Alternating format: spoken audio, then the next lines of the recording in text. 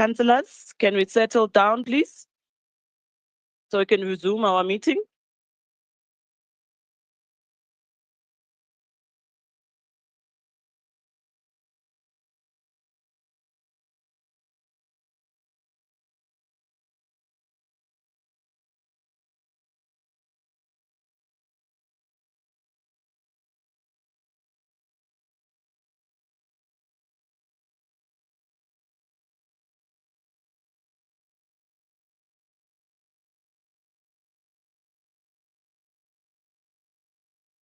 Okay.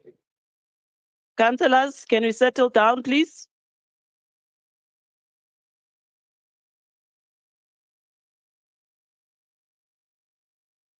At this point in time, we have 172 councillors present in this chamber. As a result, there is quorum and the meeting will continue. We'll keep on updating our quorum or the number of councillors we have in council throughout the meeting. Councillor Coverdale. Thank you, Speaker. Speaker, I'm just concerned. This is a professional house, and while we can wear what we want to wear, I think it's just right that we don't hang our laundry on our podiums as dirty laundry. Can the DA just remove the t-shirts from the podiums, because we can put banners next time? Thank you.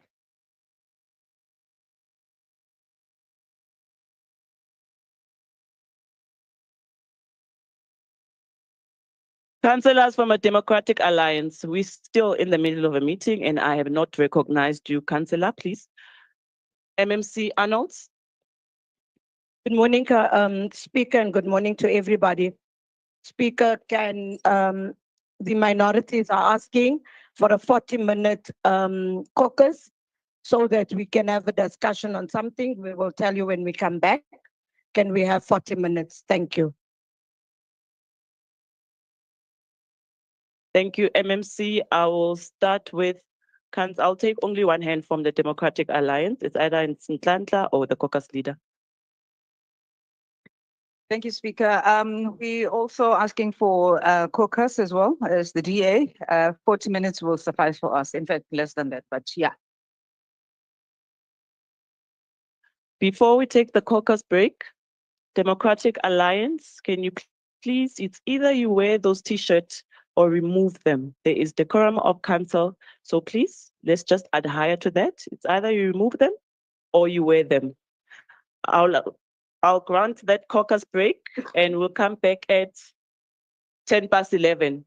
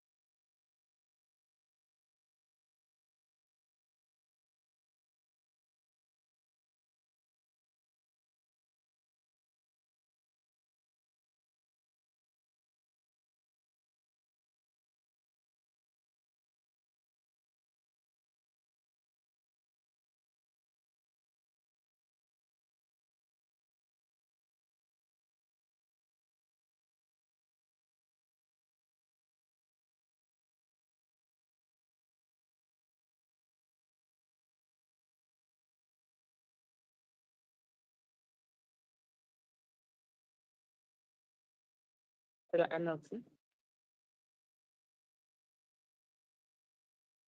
All right, councillors.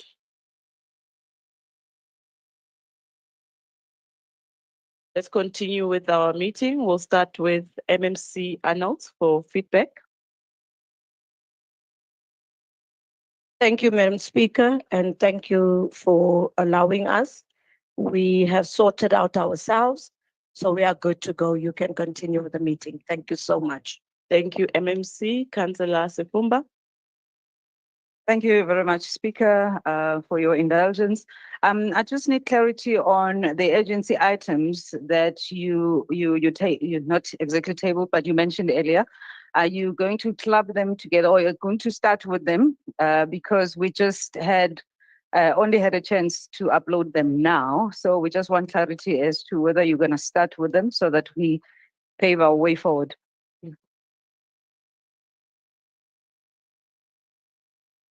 Councillor Sefumba, we will start with it.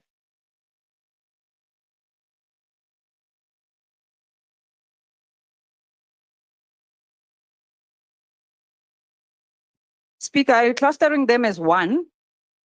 We are going to deal with them individually. Okay. Are you good, Councillor Sefumba? Should you continue? Yeah, not now, but please do anticipate that we'll be asking for caucus meeting because we just saw the items now. Thanks. Okay, noted. Thanks, Councillor Sefumba.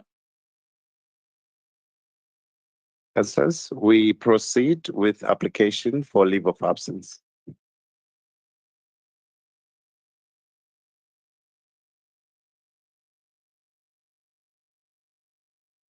Councillor Dami, I've noted your hand. Councillor David Green, Councillor Avan Smith, and Councillor from the ACDP. In that order, please. Oh. Councillor Zikebe, you come after ACDP. In that order, please, Councillor Dami. Thank you, Speaker. Good morning, councillors. Speaker from Caucus, the following councillors have rendered apology. Councillor Tambani, ill health. Councillor Magwaza, ill health. Councillor Kopeng, family responsibility. Councillor Masindi, family responsibility. Councillor Chesanga, emergency in the ward. Councillor Tetlo, emergency in the ward. Councillor Butelezi, emergency in the ward. Councillor Sindan will arrive late. Councillor Francisco, family responsibility. Councillor Ndo, family responsibility. Councillor Bimulefe, bereavement in the family. Councillor Chauke will arrive late. Councillor Tumelo, out of the province. Speaker, the mayor will leave early, around 2 o'clock, 12 o'clock. Speaker, the mayor will leave 12 o'clock and he'll be back at 2. Thank you, Speaker. Noted, Councillor Dami. Councillor David Green.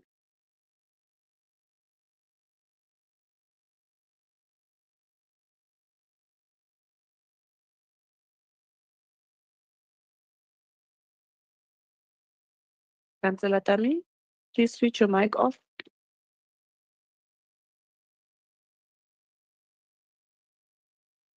Thank you, Speaker. Just want to note Councillor Zahid Jainuddin, he was here, but he had a medical emergency, so he had to leave. Thank you. Noted, Councillor. Councillor Avan Smith. Thank you, Speaker. We have Councillor Ahmed, ill health. Councillor Fareed Shaw, family responsibility. Councillor Trueluck, ill health. Councillor Sherman, family responsibility. Councillor Ramaru, family responsibility. And Councillor Dews, family responsibility. Councillor Ran, ill health. We're going to have some late arrivals. Councillor Seko, Councillor Finn has arrived, and Councillor Mazabuka has come in. We're a bit late already. Sorry, also on the LOAs, Councillor Rambani will not be in today, family responsibility. And then I've got 3 requests to leave early, Councillor Hoon, Councillor Krish and Councillor Myers. And Councillor Molisani will leave at 1 and be back later this afternoon. Thank you. Noted, Councillor Nkonza. Yes, thank you very much, Speaker. Shalom, shalom to you. And thank you for choosing beautiful colors, turquoise. Allow me to register an apology for Councillor Harris, who will be delayed, who will be here around 1 or 2, and he might also leave early around 4. Thank you very much. Thank you, Councillor. Thank you, Speaker, and good morning. I would like to register an LOA for Councillor Mandla Mukwena of the APC, family responsibility. Noted, Councillor. Carissa, Councillor, can come through.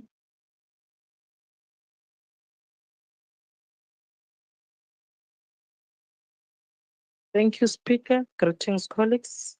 From the EFF, it's Councillor Molife, Ill Health, Councillor Makafula, Ill Health, Delegwa, Ill Health, Baloyi, Ill Health, Councillor Ndlapo, Family Bereavement, Councillor Mulala, Maternity Leave, MMC Chwaku, he's requesting to leave in at 12 o'clock. Thank you. Noted, Councillor. I'm just looking for any other further apologies. Councillor Simonse. Good morning, Madam Speaker, to the House. Just one later follow-up, later arrival from Councillor Melissa Davids. Thank you. Noted, Councillor Simonse.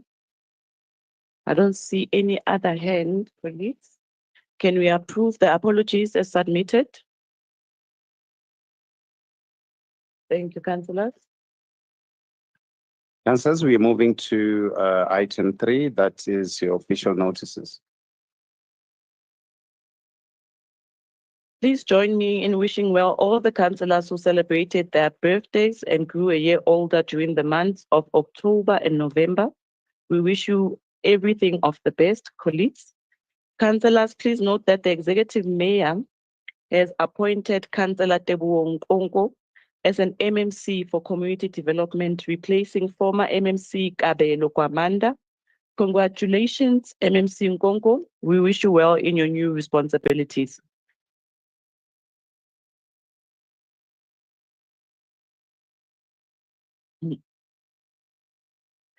Furthermore, please join me in welcoming the following councillors in the City of Johannesburg Council. Councillor Hlengiwe Patronela Masugu, replacing former Councillor Lincoln Machaba.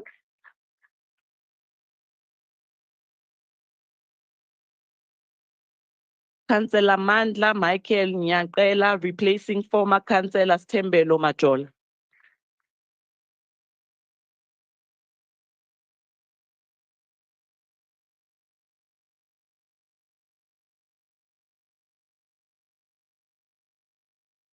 On official notices, would like to have the statement by the executive mayor. Executive Mayor. Thank you, Speaker of Council, Chief Whip of Council, Councillor Zungu, the Chair of Chairs, Councillor Adolf, Councillor Marama. Let me greet all the councillors who are here in the House and begin to talk about how we are attempting to continue to resolve the water challenges that we are faced with in Johannesburg. We have put in place systems to address the following in an attempt to reduce, one, the levels of consumption in Johannesburg, which are higher than the apportioned water resources from rainwater. We are addressing the issue around pressure valves with an intention to try and manage consumptions. We are at the point where we've replaced at least 201 of the pressure valves by today.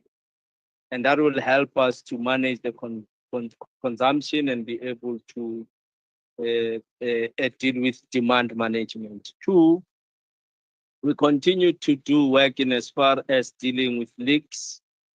The levels of the water losses, especially non-technical losses, are quite high in Johannesburg as a result of illegal connections. And we continue to deal with illegal connections to try and reduce the problem of unaccounted water. So we are aware that communities in Johannesburg, some of them are faced with no water supply, and we are trying to do our level best to maintain a constant supply of water to all our communities.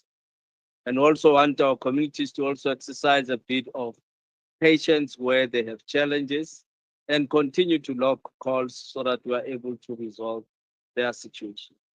We're also calling on our councillors here to also participate in the program that we have called Vikela Amanzi. The intention is to try to save water in Johannesburg. I hope I use the right Zulu way. Councillor Dek, the slogan is Vikela Amanzi. And the intention, therefore, is to try and protect our water resources. We are investing some resources in as far as fixing the leaks to ensure that we reduce the water losses.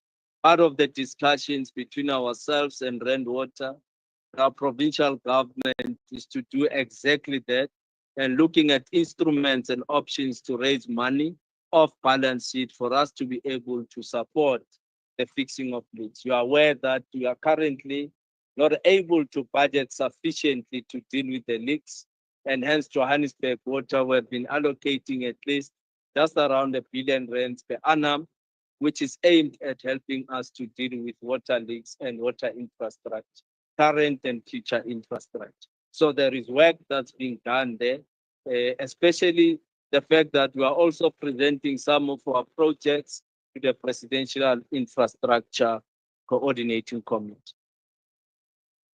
We therefore call on our councillors and communities to try help us also to preserve this scarce water resource by not watering your gardens with clean water, by not washing your vehicles.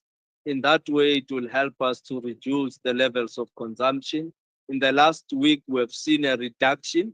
Unfortunately, the reduction is not constant.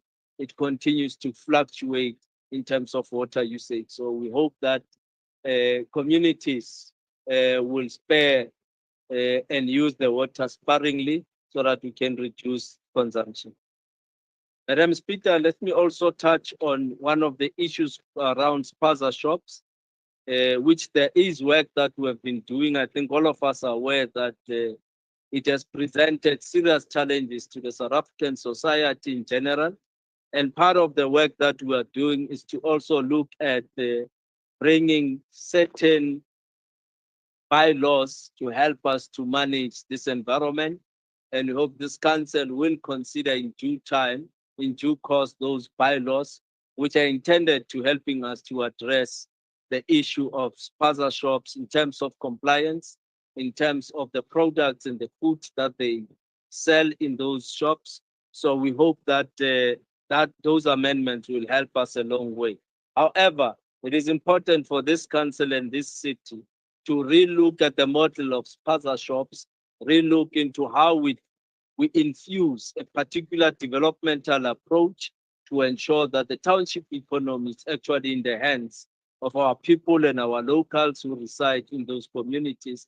And that is going to require us as this council to give so much support in terms of resources to ensure that the ownership patterns of this economy should be turned and taken over to our locals to ensure that we can grow our township economy. So council must continue to engage on this matter, and the executive at the right time, we will bring the right reports to request this council to support this initiative.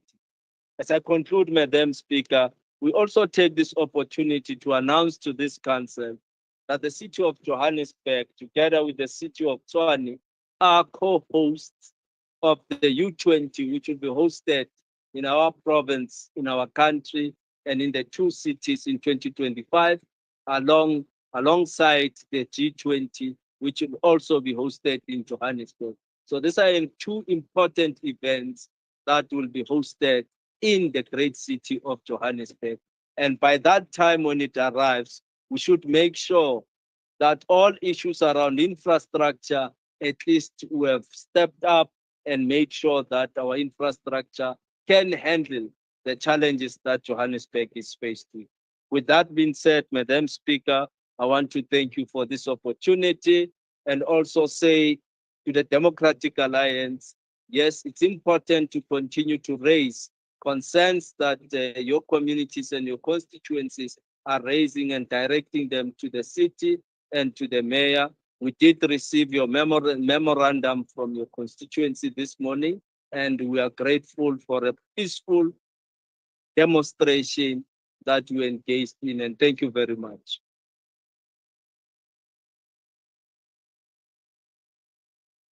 Thank you, Executive Mayor. Councillors, we proceed with item 4, and that's your confirmation of minutes.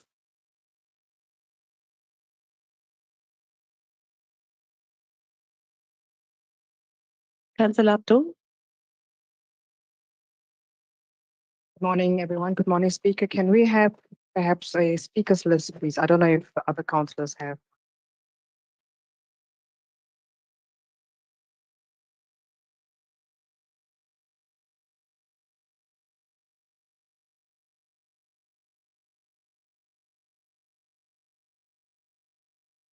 Councillor Abdul, they printed the wrong one, so they're trying to print the right one. Let's give them 15 minutes.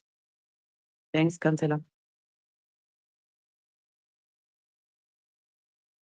Councillors, on item 4, and that's confirmation of minutes. And these are minutes of the 4th special council meeting held on the 18th of September 2024.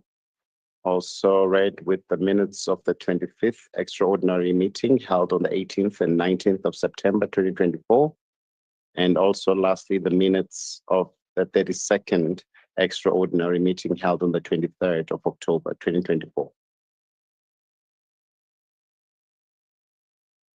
I'll start with the two speakers that I have on my list. Councillor Nkonza from ACDP.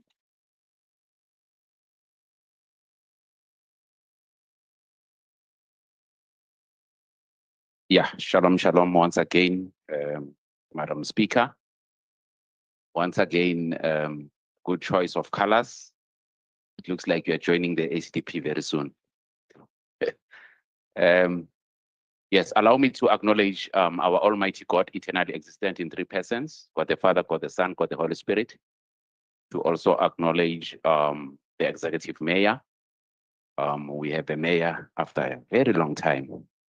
And to also acknowledge the MMCs, fellow councillors, our beloved residents of the city of Joburg. So I'll only focus on the 4th special council meeting with some minor amendments. Page 6, item 3, paragraph 2, just to change Mohaka to Mohaha, to replace the K with a G. And then page 11, paragraph 2, change dead to Dada. It's not dead, Morer is Dada Morero. Maybe it's a dead to Councillor. Okay, let me not go there. Page 12, paragraph 6, change for FOUR to for FOR. It was a speech by Councillor Van Wyk, which says for who, and then it's written for as a number. Page, and then page 18, paragraph 7, change democratic to independent. I think on the UIM, instead of writing independent, you wrote democratic. I thank you, Madam Speaker, and the colors were doing very well. Turquoise is good. Thank you, Councillor Nkonza. We move over to Freedom Front Plus, Councillor Smith. Thank you, Speaker. The minutes for the 18th of September, the first part of that day, if we could please make the following change. Top of page 5, they're referring to an acting speaker. There was no acting speaker. The speaker had already been elected. If we could change that, please. Then the minutes for the 18th and 19th of September, page 89, second paragraph. Councillors Niemand, DA and Boer Freedom Front Plus recorded the Democratic Alliance Caucus's dissent. Can we please note that it was Councillor Boer recorded the Freedom Front's dissent on the item. And then the last one is the minutes for the 23rd of October. Please, this meeting is indicated on the very beginning that it was a meeting in the chamber. It was an online meeting. Then page 9.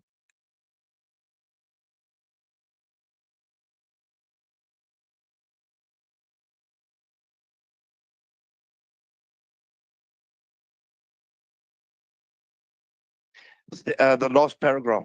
If we look at the second sentence in that, where it goes, a third of the total volume of water produced by rainwater, that should be rand water, not rainwater. Then page 14.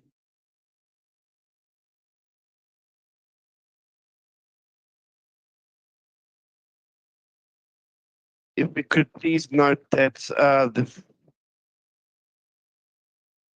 Freedom Front voted against this item and the DA abstained. If we could make that correction, please. Thank you. Thank you, Councillor ANC, Councillor Nwebe. Good morning, Speaker. Thank you. I was asking that we don't have the speakers list. Maybe I've missed that one, so we don't know if our people are speaking, then where to refer to. Thank you. Thank you, Councillor. It's the same question Councillor Simonse, if I'm not mistaken, was asking. Up to Councillor Abdul. Thank you. I've got the list now. Do you guys have the list? Do you councillors have the list, speakers list? I'm going to ask the House to grant us 15 minutes while we sort out the speakers list. So everyone has got that list sitting on their desk. Please, colleagues. We'll come back at, what time is it, Nebo?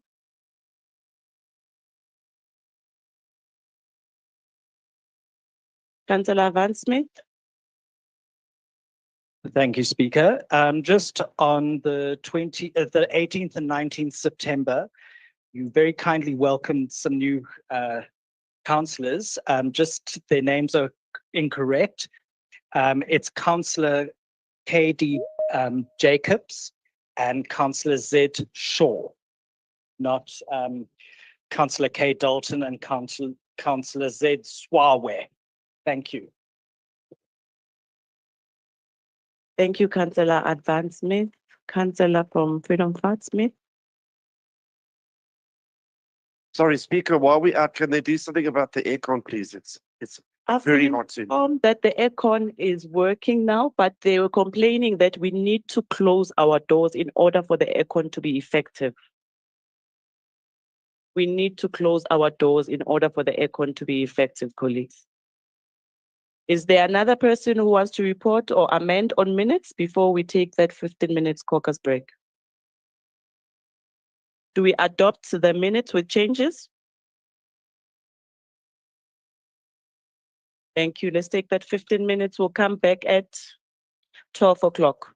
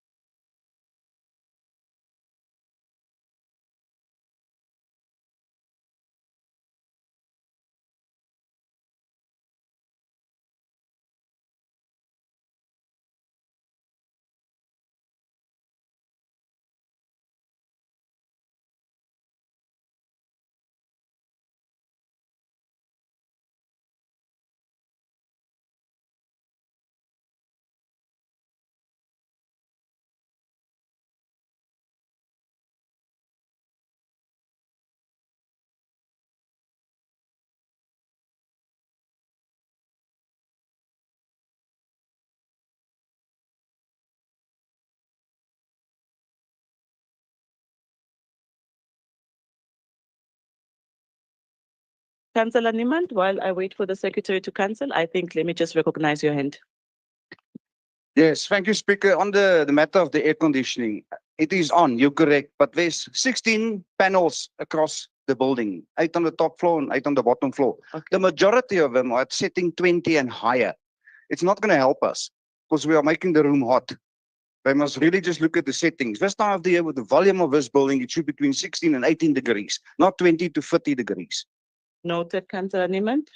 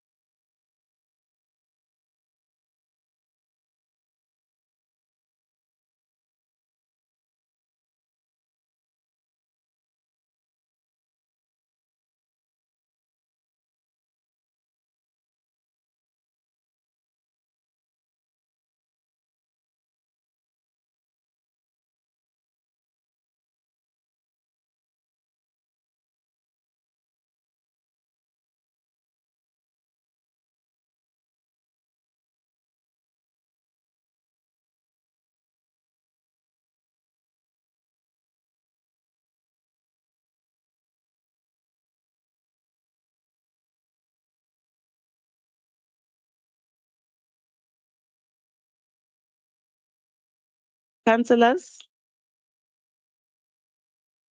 I wanted to give the admin team 10 or 15 minutes to sort out the issue with the speakers list and the printing, but I think we cannot delay this meeting any further. We have to be professional at all times, and this means that some of the items that the MMC asked to be elevated, we'll have to park them for now and continue with the speakers list that we have at our disposal. Secretary to Council.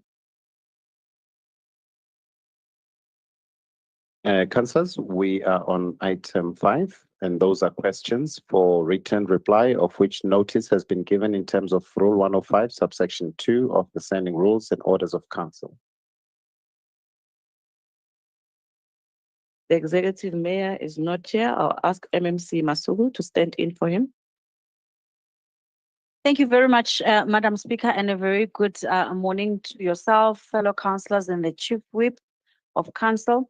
The responses have been loaded on the drive, Madam Speaker. Thank you.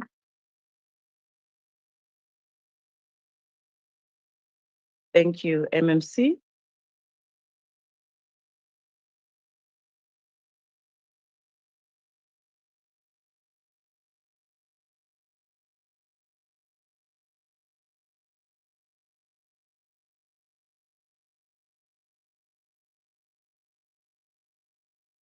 Councillors, we are moving to recommendations to council, starting off with the first item, which is the performance assessment report for the Community Development Department for the 2023-24 financial year for the period October to December 2023.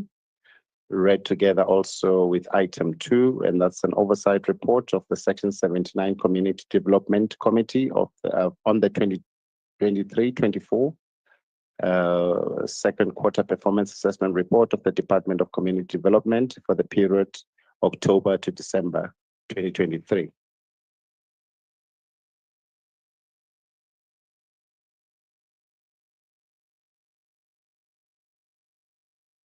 Oh, sorry, councillors, we would like the reports to be tabled on the recommendations to council before we can read out the items. Thank you.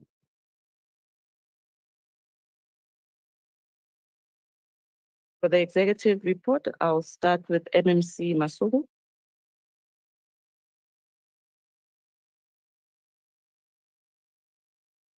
Thank you, Speaker. Good morning. Would like to table recommendations to council. Thank you, MMC. From the legislature, I'd like to call Chair of Chair, Councillor Marema. No, thank you very much, Speaker. I rise to table the legislature report. Thank you. Thank you, councillors. On the recommendations to council, first item is the performance assessment report for the Community Development Department for the 2023-24 financial year for the period October to December 2023, read together with item 2, which is the oversight report of the Section 79 Community Development Committee on the 2023-24 second quarter performance assessment report of the Department of Community Development for the period October to December 2023. Also read together with item 3, which is a performance assessment report for the Community Development Department for the 2023-24 financial year for the period January to March 2024. Also read together with item 4, which is an oversight report of the Section 79 Community Development Committee on the 2023-24 third quarter performance assessment report of the Department of Community Development for the financial year January to March 2024. Also read together with item 5, which is a performance assessment report for the Community Development Department for the 2023-24 financial year for the period April to June 2024. Also read together with item 6, which is a performance assessment report for the Johannesburg City Parks and Zoo for the 2023-24 financial year for the period April to June 2024. And also read together with item 7, which is a performance assessment report for the Johannesburg City Theatre for the 2023-24 financial year for the period April to June 2024. And lastly, read with item 8, which is an oversight report of the Section 79 Community Development Committee on the 2023-24 fourth quarter performance assessment report of the Department of Community Development, Joburg City Theatre and Joburg City Parks and Zoo, the financial year for the period April to June 2024. I'd like to call the member in charge, Councillor Mukome. Thank you, Speaker, and good day. Executive Mayor of the City of Johannesburg, Councillor Dada Mayoral in absentia. The week of Councillor Stembiso Zungu, all political party leaders and whips, members of the Mayoral Committee, Chair of Chairs, Councillor Adolf Marema, chairpersons of the Section 79 committees, fellow councillors, the City Manager, Mr. Floyd Brink, the Secretary of Council, Mr. Andile Gwabinga, officials of the City of Johannesburg, residents of the City of Johannesburg, members of the media, ladies and gentlemen.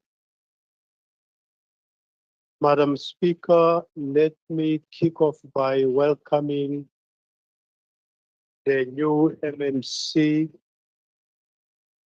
Teboho Ibongo. Welcome, Chief. And also, Africa, note that you would be relieving the pressure from me. You've got a series of requests for tickets. Orlando Pirates is playing on Sunday. Madam Speaker, in this House, I rise to present reports of the Community Development Section 79 Oversight Committee and its entities for the 2023-2024 financial year. Speaker, you might be aware that for 2 quarters, the committee was tabling entities reports and not the department reports due to the issues raised by the committee, issues that the committee had with the department by then. After amicably charting a way forward, Speaker, the reports are now tabled as normal.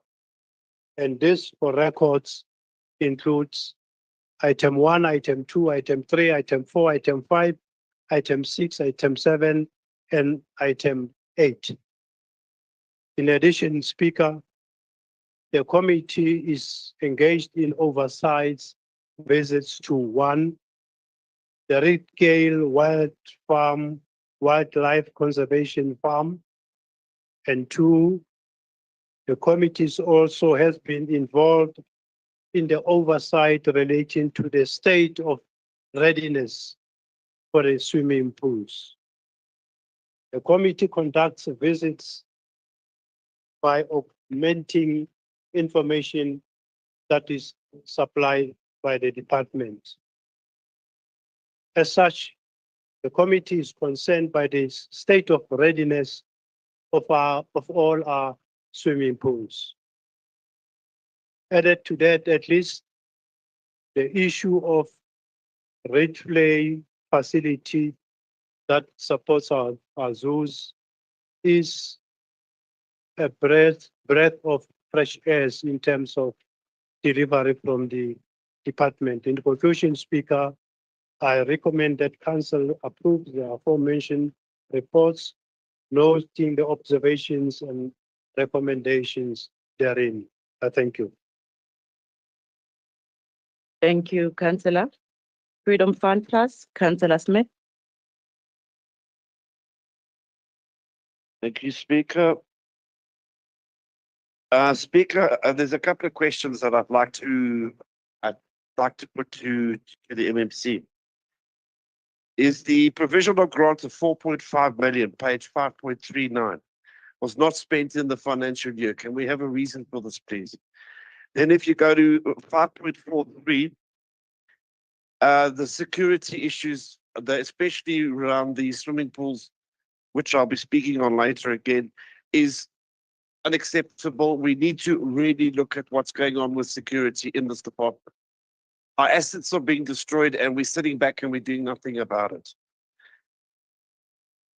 And then if you go from page 5.46, 5.2, 5.62, there's a list of risks that are being stated as concerns. Can we have some feedback as to what plan of action is in the pipeline to stop these risks from becoming a reality?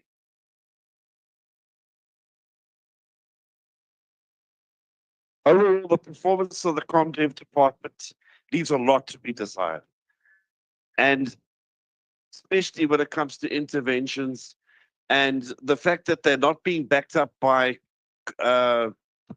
JMPD and Johannesburg Property Company is making their task very difficult.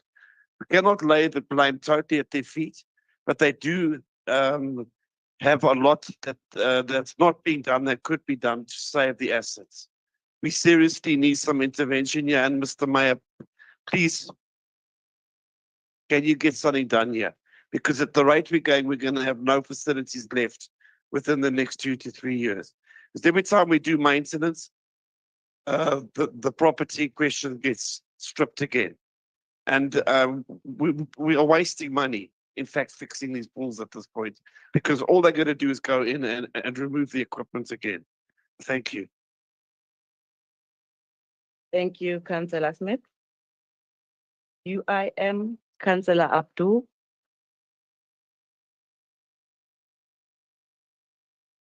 Good morning, everyone. Speaker, I note the report. Thank you. Thank you, Councillor Abdul. DA, Councillor Harman.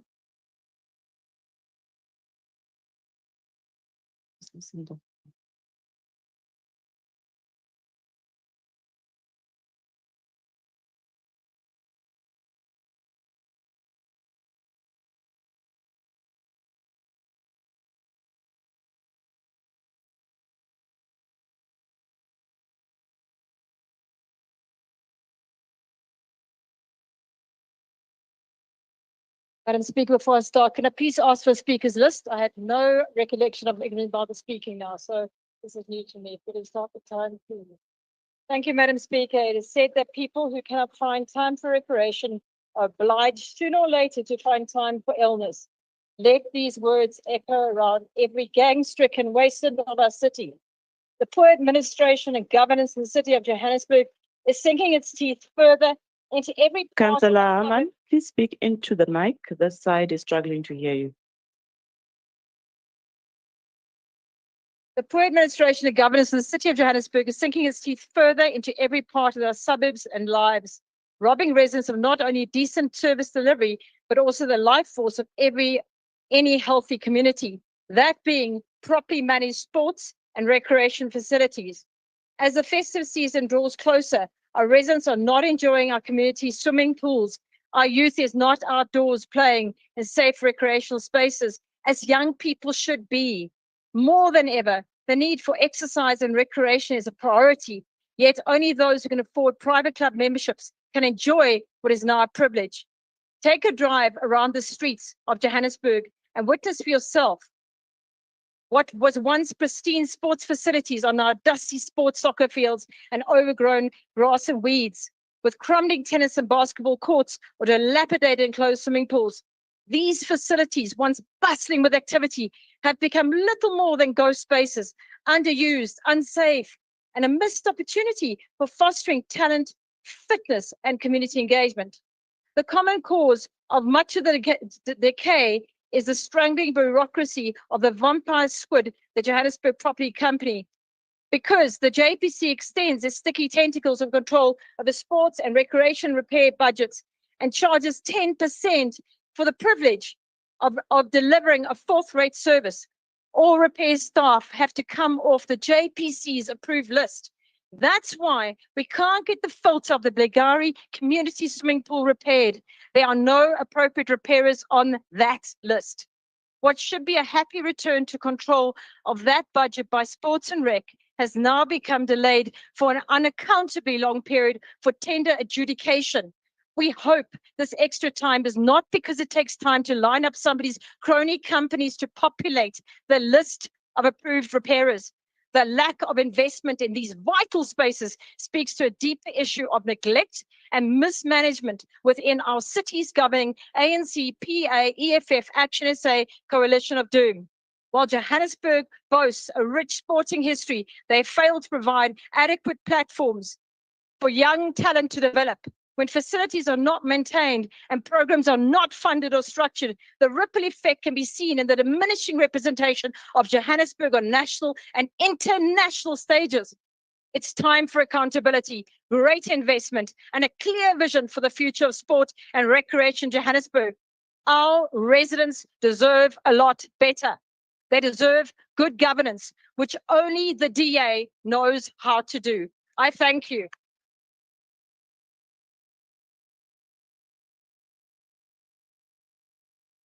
Thank you, Councillor Harman. I would like to just touch on the speakers list once again. You can all see Secretary of Council and the admin team are trying to sort this out. So I would assume that each and every member of a caucus will know that they are speaking on a certain item. So colleagues, please, we are here to try to push with the items. We are going to have a very long 2 days. Let's not try to be difficult in council. Councillor, I've noted your hand. Councillor Van Dijk. Thank you very much, Chair. Just maybe a suggestion, if the speakers list can be maybe loaded up onto the drive. It has. Thank you so much. It has And been then on the drive. I don't know, just a clerical issue. On the oversights, there's no speakers, even though speakers were submitted. If we could just get feedback on that and that could be double checked. Thank you. Thank you, Councillor Van Dijk. We'll move over to UDM, Councillor Zigebe.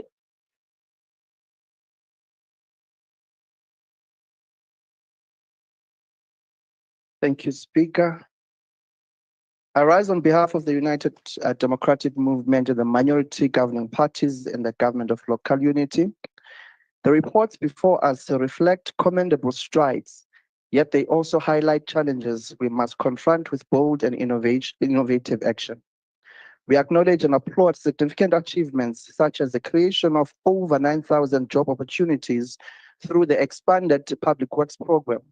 This program, even though not enough and sustainable, has restored dignity and economic security to vulnerable groups, including youth, women, and persons with disabilities.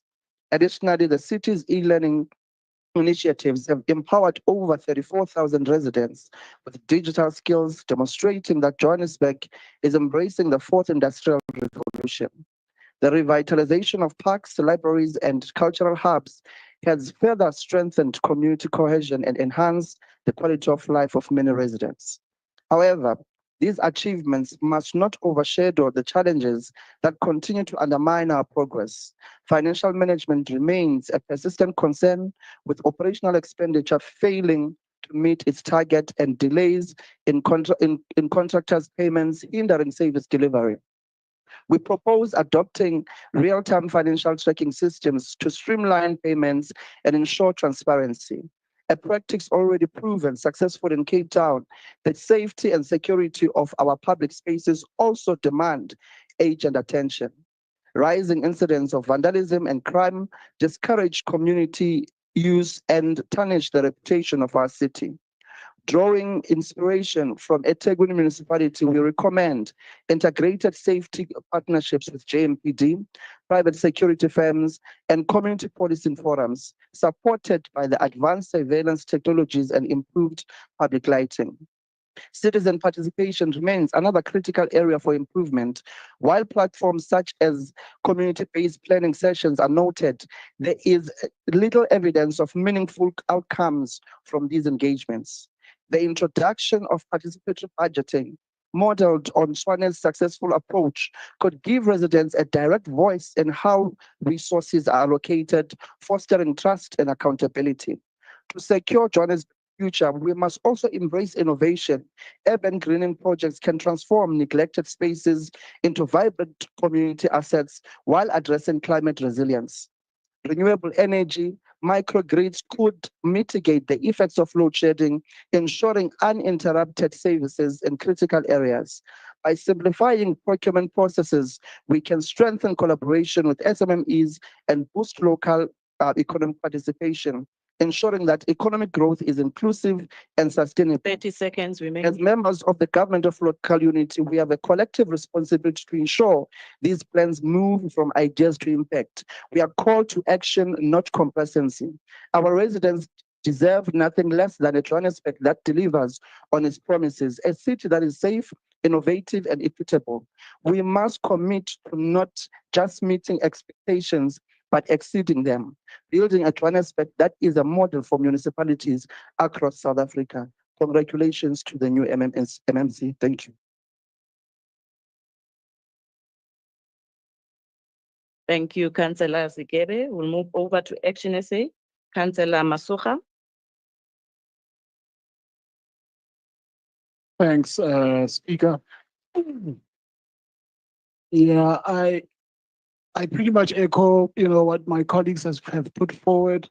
I mean, in Q2, Q3, Q4, the reports, received were quite commendable, 92% on the KPIs. We struggled with service level standards on cleanliness, RNMs. We've been struggling with RNMs for 3 years now, I think. And apparently the panel is coming together. We are, there are uncertainties still because we've received that in the previous months as well. Over expenditure on projects as well, also very concerning and unacceptable. And again, repairs and maintenance. It said, Speaker, that ComDev is, focused on providing access to facilities for communities and not really on revenue collection. It's really concerning that ComDev annually collects less than, the MOE JCT when they have about 200 facilities. And I think if, ComDev could look at putting their facilities online, marketing online, it would really, really change, the trajectory.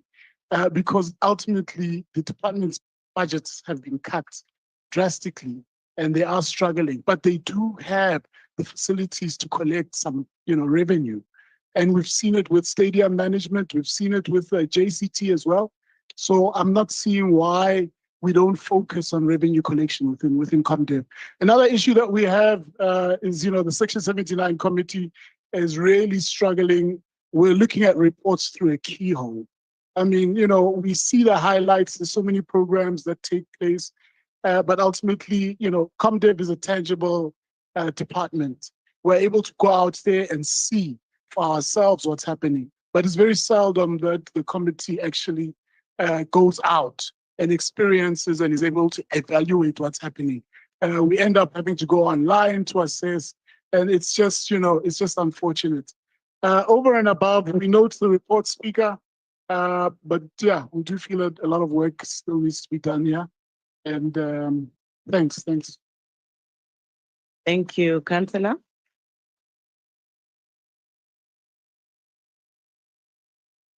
We'll move over to the DA, Councillor Sifumba.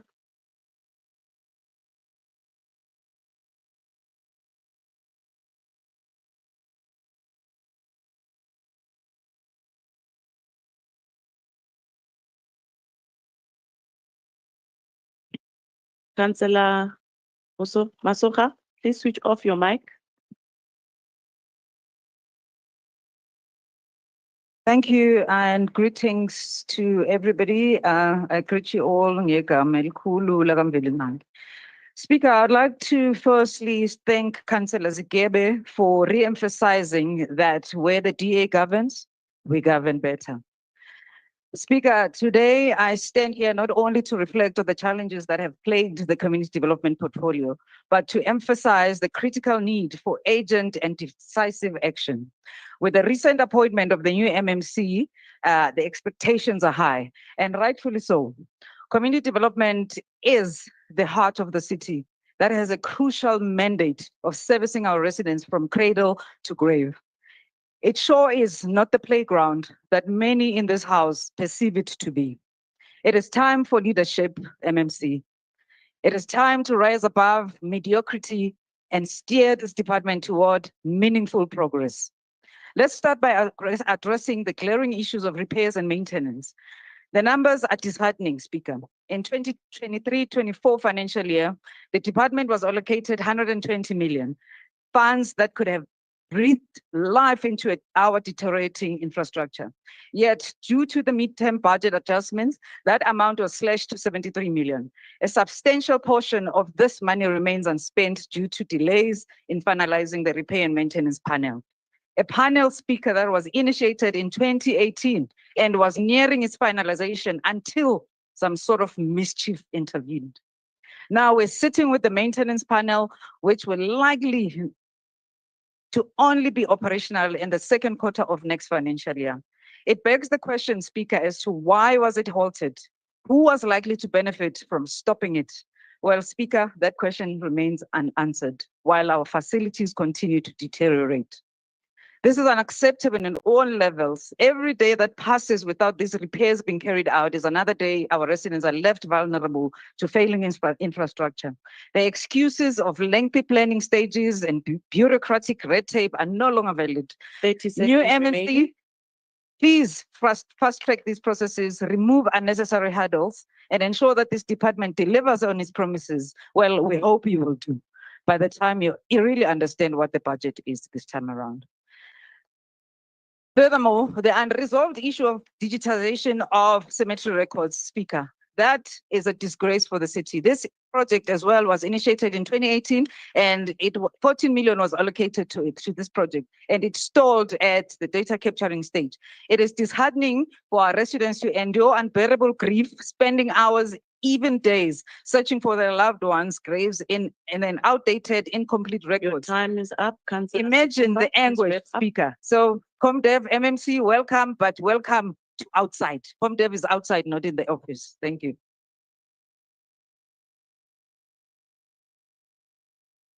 Thank you, Councillor Sifumba. We'll move over to EFF, Councillor Dladla.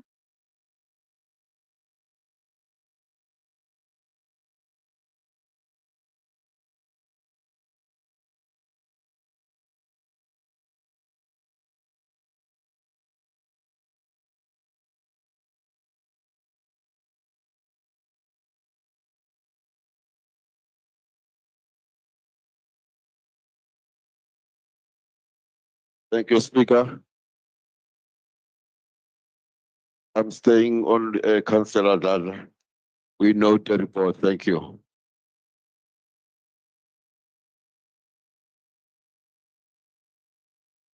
Thank you, Councillor. We'll move over to DA, Councillor Mngube.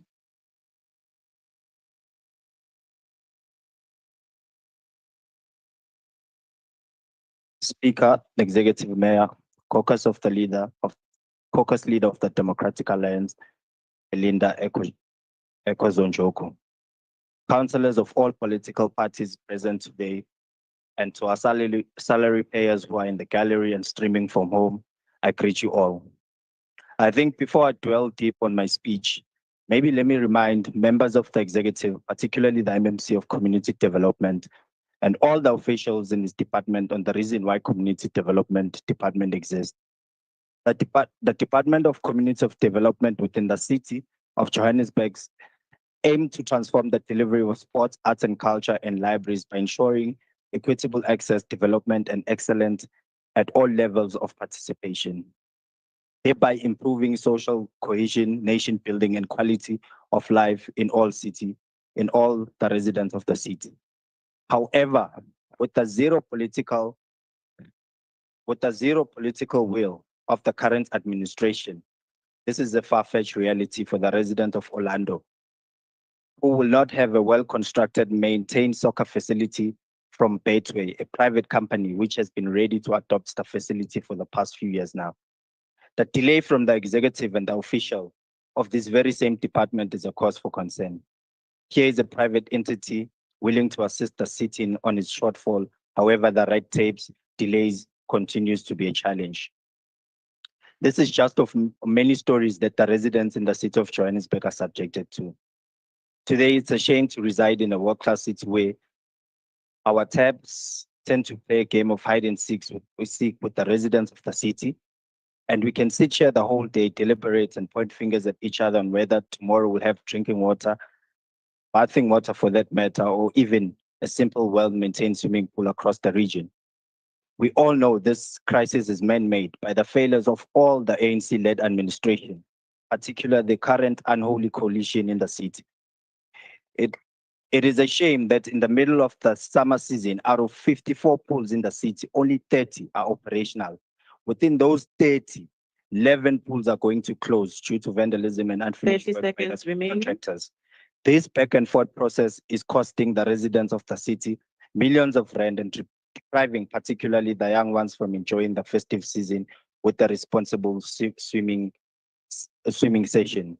As I conclude, maybe it's time for a new MMC to change its tune from Israel to Ama Swimming Pool A2 and change this poor administered department and has the potential to bring social Time's cohesion up, in our Councillor. communities. Please wrap up. Let's start fixing the basics first and prioritize our residents. Thank you.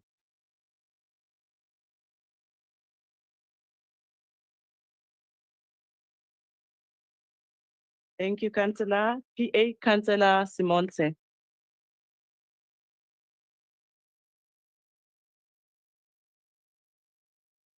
Good afternoon, Madam Speaker, Manager, Executive Mayor in his absentia.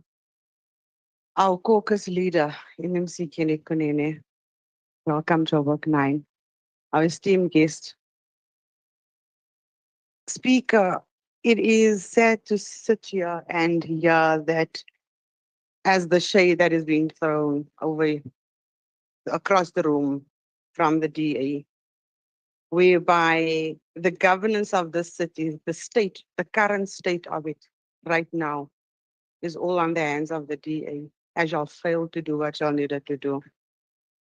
As we can laugh all about it and we can smile all about it. It's better to say yes, if the city is governed based by the DA. Y'all have left us in this mess. Speaker, I rise to speak on item 1 to item 8. It outlines the achievements of the past.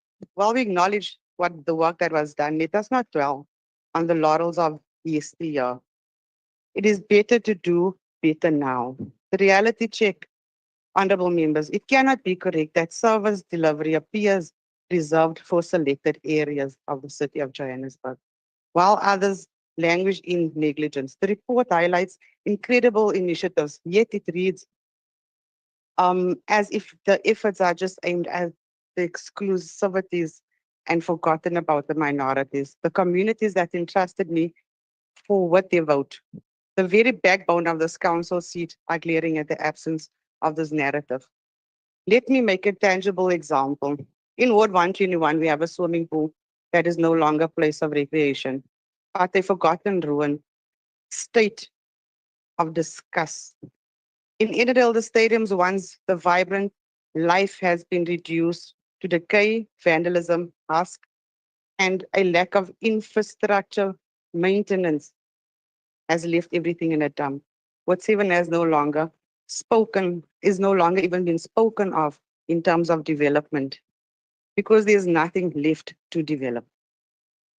Our stadiums are gone, our swimming pools reduced to rubble, and our civic centers, the libraries and municipality facilities are falling apart, victims of neglect and daily distraction. As these are the standards of the performance of the ComDev department. 30 seconds remaining, Councillor. As these are the standards of the performance of the assessments, we as the Patriotic Alliance will note the report. Thank you so much, Madam Speaker. Thank you, Councillor Simonse. Moving on to ANC, Councillor Quorum.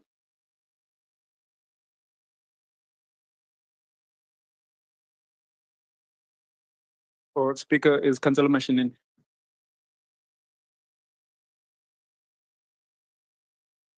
Greetings to everyone in the House, the Mayor, and the esteemed guest, and everyone in the Mayoral Committee and all the councillors. The department is badly affected when we have these budget cuts. It's one of the most important departments in the city of Johannesburg. So we also need to tell our people to protect the infrastructure that they have, because one of these good days we won't have this infrastructure that the ComDev is managing. But we've seen improvements in projects that are happening, that when we change the implementing agency, some things get done in time.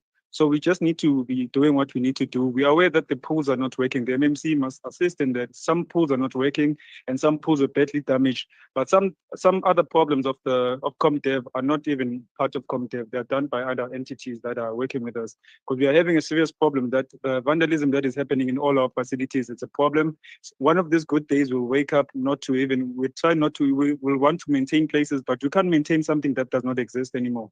So we need the MMC to make sure that the panel that we've been speaking about for the longest time, it becomes well done and everyone is there, works properly so we can get it done. Because we've been speaking about the panels. It's been a long time. What Councillor Sifumba raised about the graveyard, the grave numbers that were supposed to be digitalized is something that is important to some of us. Africa, as an African, you must understand that some of us do go to those places to communicate with our people. But sometimes it's a problem when you find out that you can't even find the person that you dreamt about. Sometimes you dreamt about or you have to see in person. But to some, it might be a joke, but in us, the Africans, the reality that we go through every time. So I think we've seen a lot of challenge, we've seen a lot of improvements happening in the department, but we cannot praise the bird for flying. We need more of these things to happen. So as the ANC, we note the report.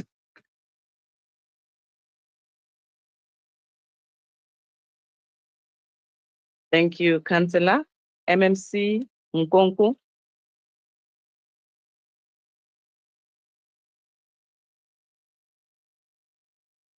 E re ke go leboge Mosakgotle.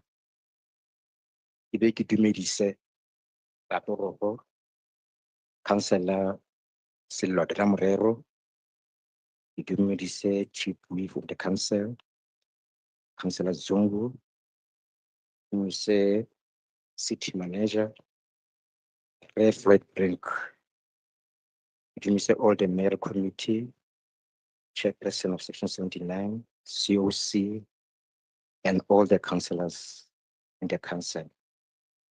I'll go straight to answering the question. I won't waste time telling you what you need to know. That time will come, not today. I will, Councillor Smith, on your question, I will check when the grants, I will check which grants were not used, and I will commit to make sure that those grants are used. We will look at the issues of security in our facilities as well. Councillor Herman, on repairs and maintenance, we will engage JPC. We are happy to account for any work that we do. Councillor Zigabe, yes, we appreciate the work well done, and we commit to improve where we are not doing well on challenges.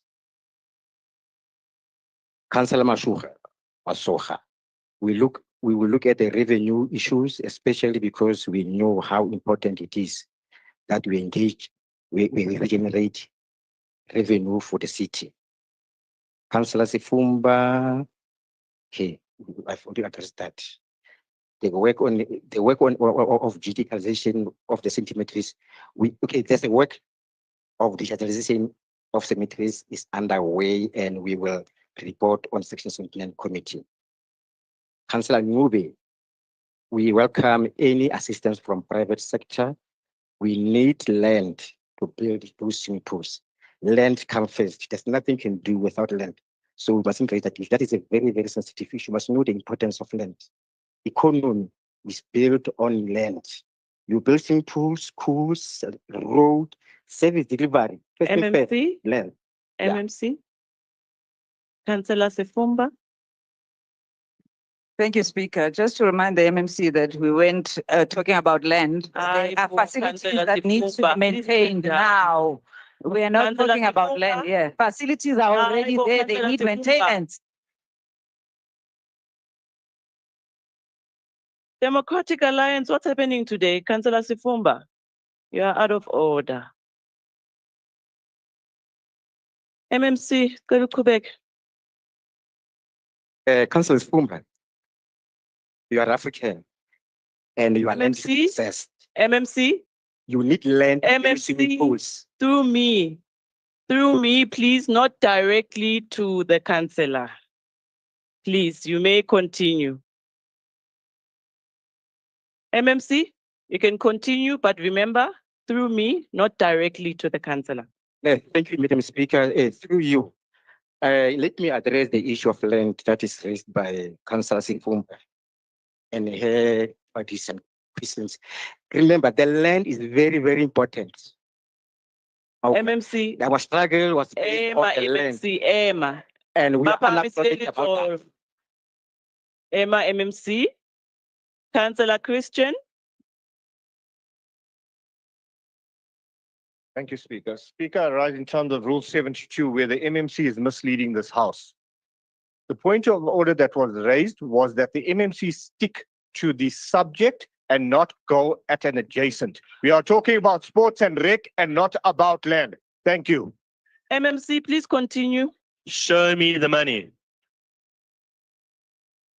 We will repossess the land, Madam Speaker. The land will be repossessed and given to the Africans. Improve their lives. You know, we are going to do that. Thank you very much, Councillor Mashinini. Councillor Mashinini, as an African, is an Africanist. I appreciate you. It's really true.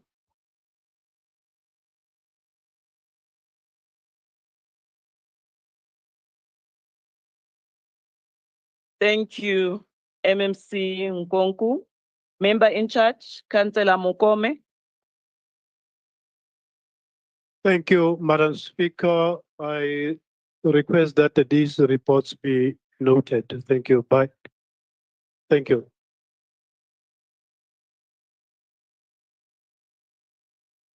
Councillors, let's settle down.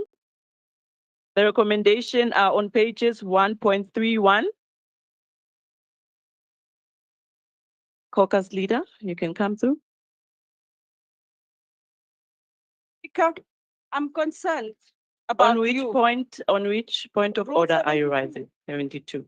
Point of order, because if you are going to allow a precedence to be set where this house is being misled and it's not corrected, we are going to have a serious problem. That's also what I wanted to put on record.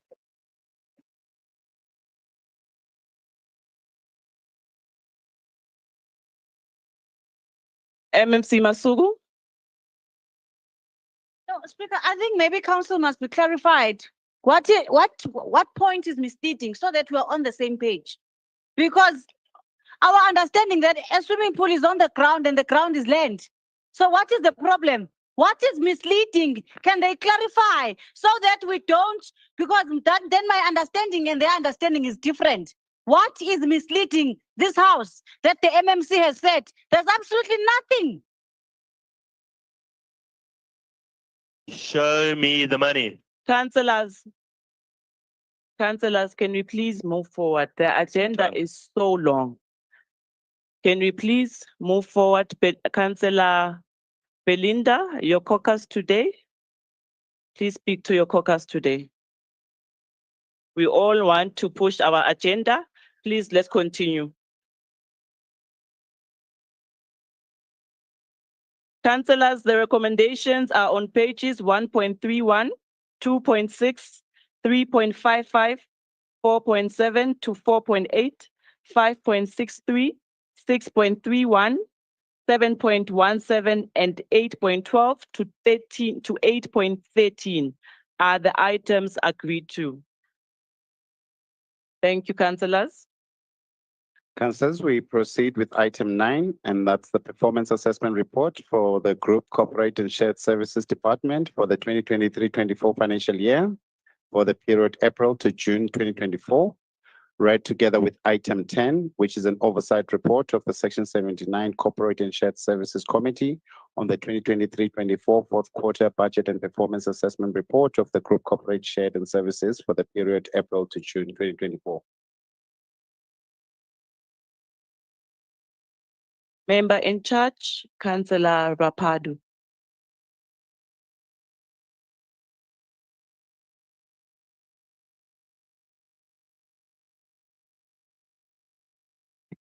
Thank you, MMC. Thank you very much, Madam Speaker, fellow councillors. Madam Speaker, I rise to table the fourth quarter oversight report of the Section 79 Corporate and Shared Services Committee on the fourth quarter performance report of the Group Corporate and Shared Services and the oversight report in joint. Madam Speaker, with the completion of the workforce planning framework, we look forward to the conclusion of procurement for the institutional review so that the implementation can start. We are hopeful that these processes will result in an organizational structure that is best suited to meet the current service delivery challenges. The reported strides, Madam Speaker, in filling of vacancies are also noted. In the fourth quarter, 42% were filled against the target of 12%. Let me remind you and repeat that. In the filling of vacancies within the city, in the fourth quarter, 42% were filled against the target of 12%. That is the good work that the ANC is continuing to do in the city of Johannesburg in collaboration with its partners under the GLU, Madam Speaker. In fact, in the 2023-2024 financial year, a total of 603 vacant positions were filled. In terms of the filling of top management positions, there was only 65.18% reported achievement against the target of 80%. And the underachievement was attributed to the dependence. So, Madam Speaker, let me do this. The underachievement was attributed to the dependence of the process on the direction and approval of the city manager. In terms of employee suspensions, Madam Speaker, all those that occurred in the 2023-2024 financial year were resolved by the fourth quarter. This resulted in 100% decrease in the salary bill of suspended officials. This is but one of the many great challenges and achievements of this GLU coalition. So we need to remind our detractors that since the inception of this GLU, there is light at the end of the tunnel. The doomsayers won't appreciate the work that has been done, but they will continue to badmouth and say the ANC and the GLU is not doing anything at all. But be as it may, in terms of fleet procurement, Madam Speaker, it is reported that the Red Fleet outright purchase contract was what was at an advanced stage of procurement. The Pick It Up fleet contract was awarded in April. What is of concern to this committee is the impending expiry of the Red Fleet managed maintenance contract, which will be in February 2025. 30 seconds remaining. And we need to remember why we find ourselves in this morass. It is because the former mayor and the former MMC went and announced things that were not properly planned and were not ready for implementation. So we're in this morass again due to the failures of the Democratic Alliance, Madam Speaker. And we need to remind this council of that, Madam Speaker. History has no blank pages. But be as it may, Madam Speaker, another important element. Please wrap up. Your time is up. Another important element is the performance of the group corporate and shared services that I want to speak on. It is the employment equity, the reported developments, one, such as the approval of the employment equity plan by the city manager, two, the establishment of subcommittees for CEF and skills development. Councillor Rapadu, your time is up. Please take a seat. Thank you.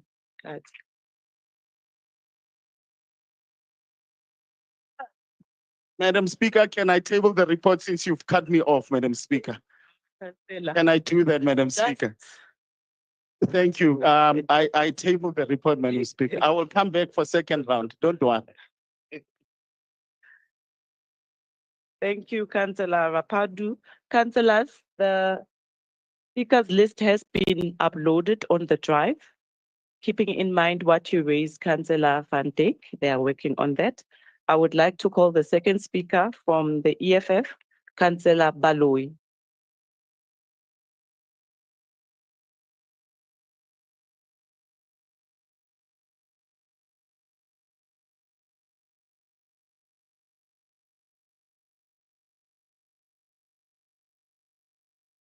Greetings, Speaker.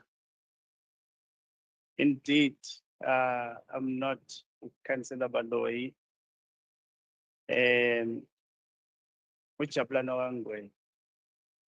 Greetings to all with the protocol observed. I must, however, bingelela abahlali baseGoli. Siyanibingelela abahlali. EFF would like to thank a successful march that occurred yesterday, where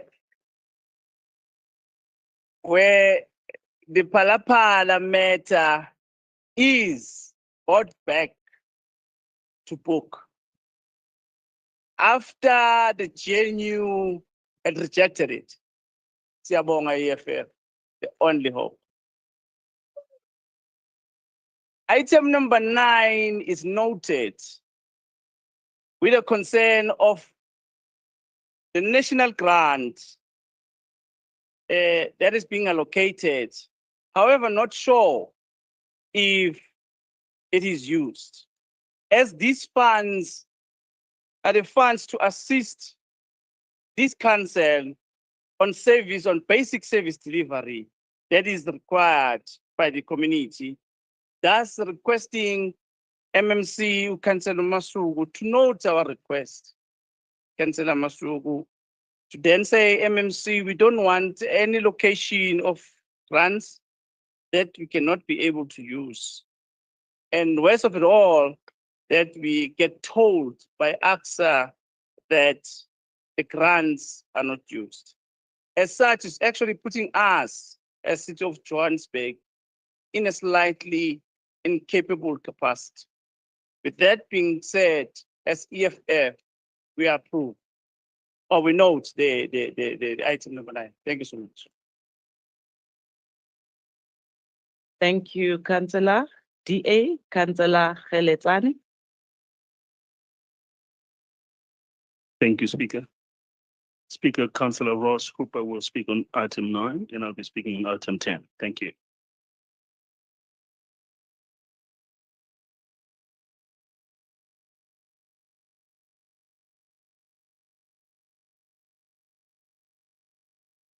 Member in charge, Councillor Rapadu. Thank you, Madam Speaker. I thought it's a long-standing gentleman's agreement that we don't speak on oversight. Oversight our reports as a committee. So I wonder why would be the urge for the DA to want to speak on our report as a committee? So it's a long-standing agreement. We don't do that. Please, can you correct that, Madam Speaker? Thank you very much.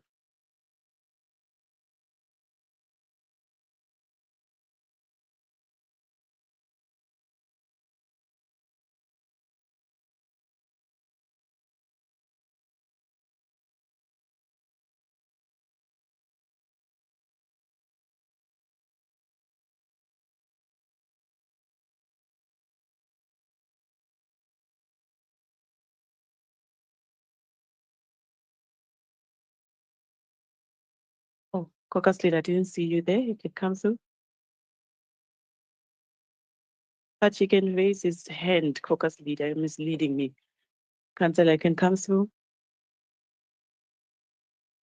Thank you, Speaker. Speaker, once again, we've been misled. This House has been misled. The agreement is only if there are no speakers that we then note oversight reports. But if any caucus wants to speak on oversight reports, precedent has been set in this House that they have been allowed to do it. Therefore, we need to then deal with it in terms of precedent or in terms of the rule book, which does not allow for such precedents to continue. Thank you. Thank you, Councillor Christians. Member in charge, Councillor Rapadu. I was about to respond. Oh, no, let's give you an opportunity as to respond, yes. I've been advised by legal that it is allowed, Councillor Rapadu. So let's let them proceed.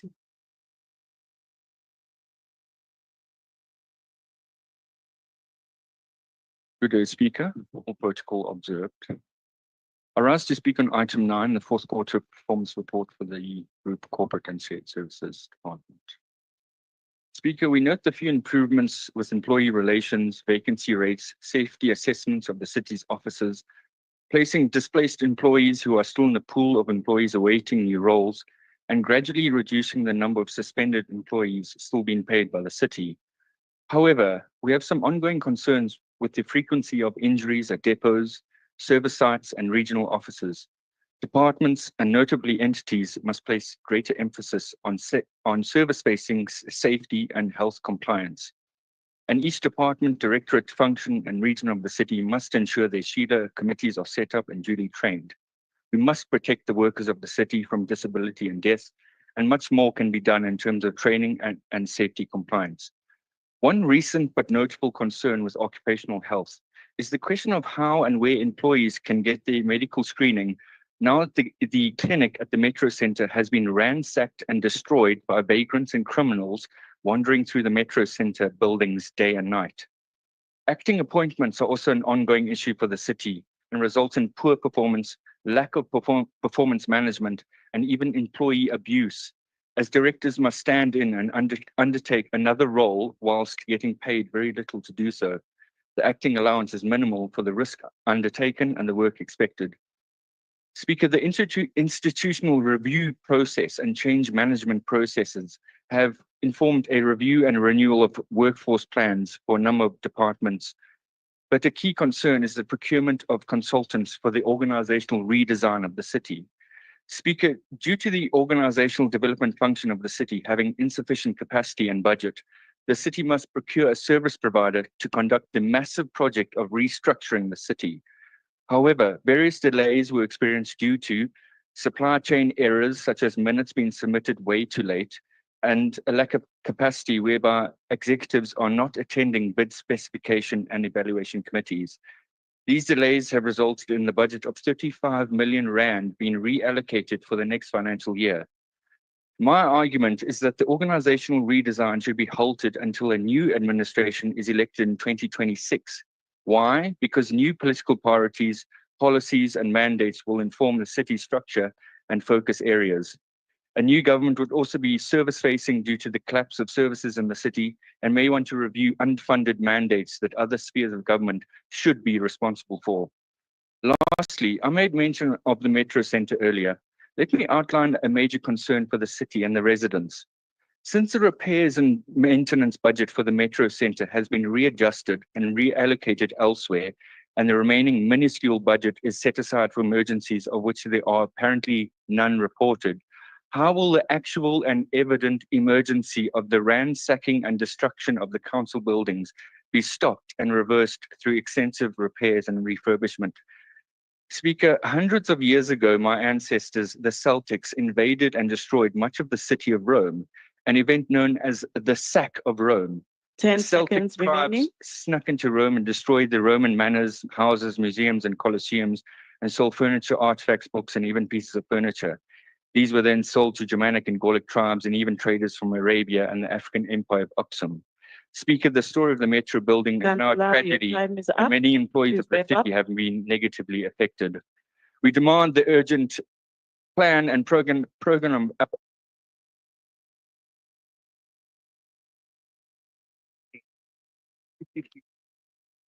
Thank you, Councillor Hopper. We'll move over to IFP, Councillor Mangai.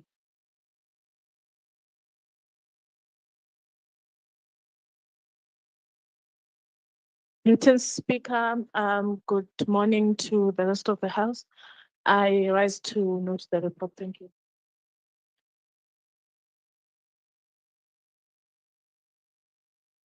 Thank you, Councillor. Action SA, Councillor Chuma.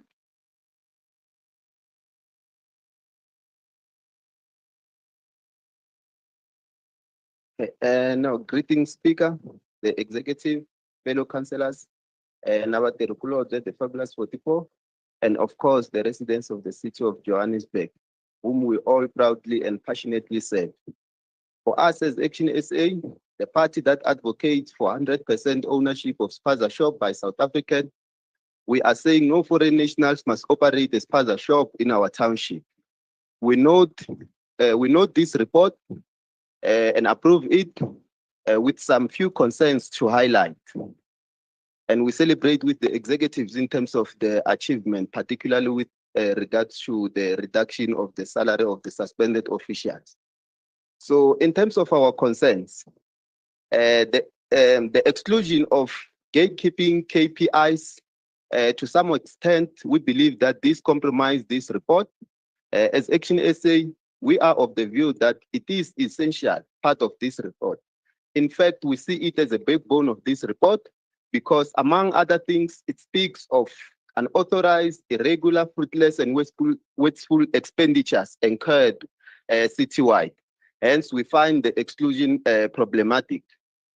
When it comes to SHE, I think there must be an acknowledgement that it is a disaster. Firstly, the deliberate omission of the number of the buildings assessed against which number, with the bare 54% system compliance and disappointingly 29% physical compliance. With the highest in terms of deviations at 95% being loose ceiling and leaking roofs. Imagine as an employee of a world-class African city, you are busy with your work in a rainy day, and then rains is dripping inside your office. As Action SA, we don't think this is something to be proud of. Shanyu miss. Shohetelela on an Annexure A, page 21, it speaks of repairs and maintenance or the maintenance. I think the concerning part here is the introduction of the majority language when we speak of budget. Please kindly educate me on the understanding, because the understanding that I have is that budget should specify that this amount of X was spent on repairs and maintenance of the metro center, not the majority of the budget.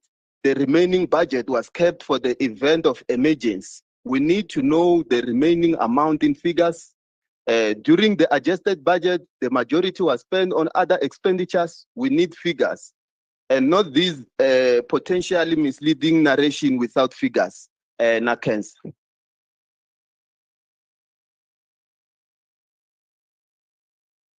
Thank you, Councillor. Councillor Kheletsane from the TA. Thank you, Chair. Chair, I'm going to be very quick because 4 minutes is really not enough. Chair, I rise to speak on item 10. Speaker, I'm going to be very quick. And I want to touch base with a focus on the red fleet. Speaker, in July 2019, TFM Industries was appointed to supply 92 vehicles, specialized fire and rescue vehicles to the city of Johannesburg. A purchase of 153 million rand was paid to TFM Industries for a supply of 92 vehicles. In December 2019, upon year-end verification, GCSS found that only 20 vehicles were delivered to the city, to EMS, out of 92 vehicles. Subsequent to Court Order 29 March 2021, TFM Industries delivers 12 vehicles in May to July 2021. So we now have 60 vehicles outstanding out of TFM. To that, Speaker, there's a court process, including GFS investigation, that could lead to a loss of 62 million rand.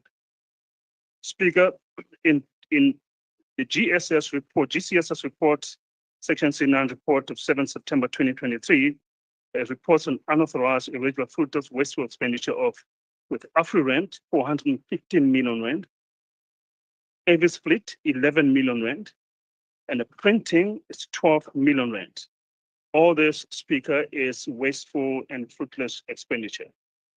A concern to the committee was the fact that payments were done while the investigations are still pending on these contracts. Speaker, there has been meetings to mitigate this report of fleet managed maintenance contract. This meeting started in 1st October 2023, and they ended up in 15 November 2024. And until today, Speaker, we still do not have, we don't know if there will be a maintenance to the managed contract. Speaker, as I conclude, it is clear that systemic failures in governance, procurement, and oversight have resulted in dangerous situation for the residents of Johannesburg. While we acknowledge the complexities involved in rectifying these issues, we cannot ignore the urgency of the matter. The safety of our lives, of our residents of Johannesburg, cannot remain on hold due to bureaucratic inefficiencies. We urge this council to act decisively to resolve these challenges without further delay. Speaker, the DA is calling for prioritization of property review findings with clear timeline for completion and immediate engagement with service providers to explore interim solutions for equipping Johannesburg fire stations. The DA approved this report. Thank you, Speaker. Thank you, Councillor. ANC Councillor Mufokeng.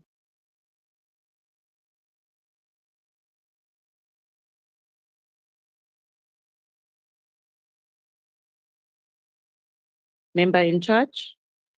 Madam Speaker, I think when the Deputy Chief Whip of the ANC noted that Councillor Mufokeng, after being tested there for high blood, the readings were up, so he had to leave. So we note the report on his behalf. It's fine. Thank you for that, Councillor Rapadu. We hope Councillor Mufokeng is well. MMC Masuru.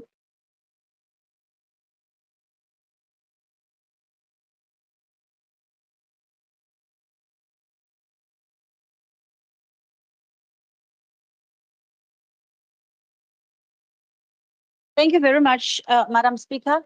And thank you to all the councillors who spoke on the report.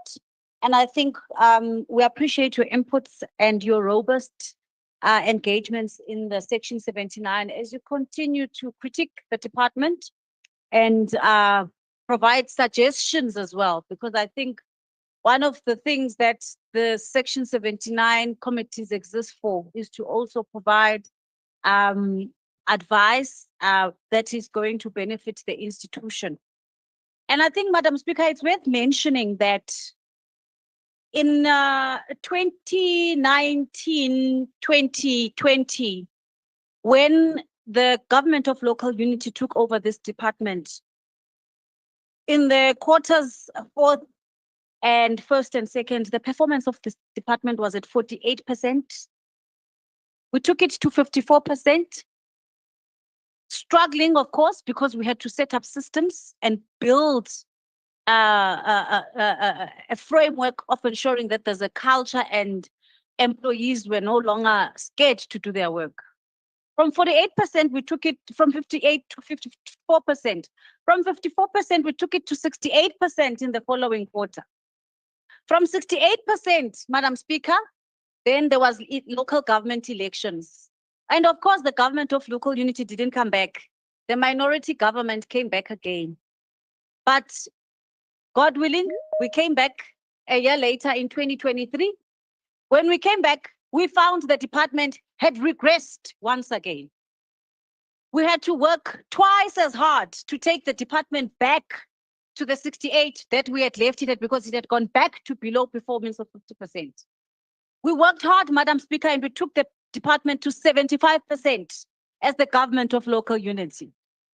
Madam Speaker, as I speak to you today in this report, except for Councillor Rapadu, there is no councillor who is acknowledging that the Department of Group Corporate and Shared Services is sitting at a 88.89% performance, above any other performance that it has ever been for the last 4.5 years under the leadership of the then multi-party government within their period of leadership. So I agree when the councillor says sometimes changes in political causes instability. But I think you must also acknowledge that political will is important to make sure you drive institutional framework, service delivery, and commitment of the work that has to be done to change systems that have to support the rest of the group functions. I agree with the councillor when he says there are shortcomings. Yes, Councillor Khaletsane, there are definitely shortcomings through you, Speaker. There are definitely shortcomings and there are concerns that we need to deal with. And on the fleet management that the councillors, two councillors spoke about, it is because of the interference of the then MMC and executive mayor of the multi-party government that we could not award the red fleet properly.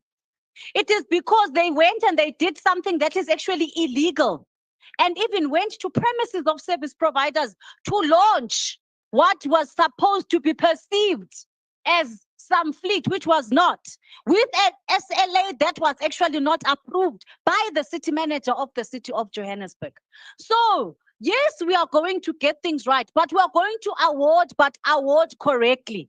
And I'm happy to say that under the leadership of the city manager, Floyd Brink, the CFO Tebogo Muraga, the COO Tepo Makola, and of course, MMC Loiso Masuku and Executive Mayor Dada Morero, we are doing quite well because things are working and contracts are being awarded legally without the interference of any executive mayor or MMC going to premises of service providers to promise false hope to residents of the city of Johannesburg. I ask that we please approve this 88.89 performance of the group corporate and shared 30 services. seconds remaining. Amandla! When we enjoy self-edification. Giraffe.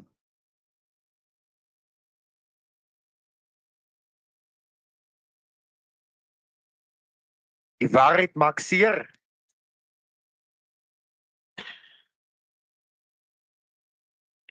Member in charge, Councillor Rapaju, you have only 3 minutes. Yeah, thank you very much. It's hard to follow such a passionate speech from the MMC there. But be as it may, Madam Speaker, as a committee, our role is to do oversight and scrutinize the executive. Where there are shortcomings, and I'm sure all members of the committee can agree with me, we raise those issues sharply so in the committee to say this can be done, let's correct this for the betterment of the residents of the city of Johannesburg. There is no sugarcoating in that committee because we want to make sure that everything works according to plan. And we'll continue to hold the executive accountable as this oversight committee, Madam Speaker. But before I move forward towards conclusion in recommending that we approve this report, I'm startled, Madam Speaker, and astonished that councillors are grandstanding around the Metro Centre while we are busy dealing with the fourth quarter from April to June. We only did our oversight report this week to the Metro Centre. So for parties to grandstand and raise this as a political tool astonishes me as a councillor, because we agreed that we will deal with this in a proper non-partisan manner so that we deal with this issue of the Metro Centre very decisively so and bring the dignity of this great city back to where it belongs. Madam Speaker, as I've said that, I, Councillor Tefo Rapadu, Chairperson of the Group Corporate and Shared Services Committee, recommend that this council approve the fourth quarter performance report for the Group Corporate and Shared Services. Thank you very much. Thank you, Councillor. I can see that all of our councillors are still full of energy. Maybe we must not take recess end of the month. Maybe we must still sit in December because I can still see you are full of energy today. Councillors, the recommendations are on pages 9.5 and 10.9 to 10.10. Are the items agreed to? Thank you, councillors. Councillors, we proceed with item 11, and that's the performance assessment report for Development Planning Department for the 2023-24 financial year for the period April to June 2024, read together with item 12, and that's your performance assessment report for the Johannesburg Development Agency for the 2023-24 financial year for the period April to June 2024.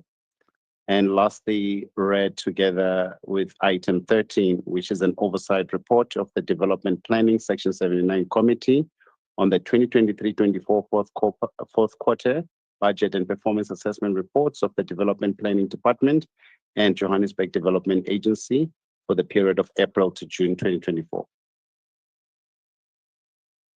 Member in charge, Councillor Calding. Thank you so much, Speaker. While MMC Masuku was bragging about 88.9%, we are sitting on 80%. Speaker, I rise to table the performance oversight report of the Development Planning Section 79 Committee on the 2023-2024 fourth quarter performance reports of the Department of Development Planning and the Johannesburg Development Agency, JDA. Speaker, the department managed to achieve 12, which is 80% of the applicable 15 KPIs in quarter four. Unmet KPIs are related to digitization of the planning process, the number of structures demolished due to the non-compliance with NBR and municipal planning bylaws, the milestone for the regeneration programs for Kliptown and Ivory Park. Madam Speaker, service delivery challenges noted during this quarter included the inability to fill vacancies due to budget cuts, failure to reduce the number of non-compliant outdoor advertising through the insurance of penalty letters during weak collaboration with JMPD, and the failure to deal with illegally occupied buildings. On the 19 due KPIs in quarter four, the JDA managed to achieve 17, which is 89%, while 19% were not achieved by the end of quarter four. The JDA has spent 885.1 million, which is 91% of the annual budget. CAPEX budget following key service delivery highlights were noted. The share expenditure of the financial year was 788.6 million. The SMME share of expenditure was 294.6 million. 543 EPWP opportunities were created. Service delivery challenges during quarter four included the delayed payment of invoices due to the city's cash flow challenges has negatively impacted the resourcing of projects and contractors' production rates. The poorly performing contractors, mainly due to cash flow issues, continuously affects the entity's ability to complete planned projects and fully utilize allocated budgets. SEM delays has affected the commencement of several projects.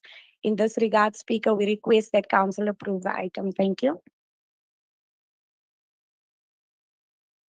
Thank you, Councillor Caldin.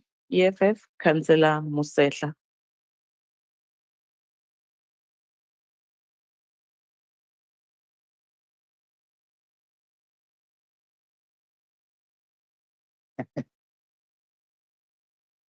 Madam Speaker, EFF leaders in Fighter Spetlele Rasurute and Fighter Tabisa Mohapi, the EFF Red Beret, fellow councillors and esteemed guests, I rise today to discuss the performance assessment report for the Development Planning Department for the 2023-2024 financial year, covering the period from April to June 2024. As we review this report, we would like to highlight some key observations and offer our thoughts on the challenges, achievements, and future steps. To begin with, let's commend the department on some of the notable achievements in this period. One of the key highlights is the department's success in maintaining a less than 5-day turnaround time for building applications through the CPMS system. This is a clear demonstration of efficiency and commitment to good governance, which aligns with our strategic thrust of providing excellent public service. Furthermore, the department has made substantial progress in formulation of spatial frameworks for critical areas such as Kliptown and Greater Ivory Park. This work will undoubtedly play a vital role in addressing the historical injustices and spatial inequalities that continue to impact these communities. These frameworks are an important step towards sustainable development, and we commend the department for focusing on these areas in need of sustained intervention. However, the report highlights several areas that require our attention. Firstly, the CAPEX budget cuts have had a negative impact on the implementation of departmental projects. Budget cuts, especially in capital expenditure, hinder our ability to fulfill our promises to the residents of Johannesburg. However, moreover, the freezing of recruitment for critical positions is a concern. While we understand that budget constraints may force such decisions, it is important to recognize that human resources are just as crucial as financial resources. Another issue that I would like to raise is the ongoing problem with the maintenance of printers and scanners at the Metro Center. While this may seem like a minor issue, it directly impacts the efficiency of departments' operations. Simple yet essential tools like this should be adequately maintained to ensure that service delivery remains uninterrupted.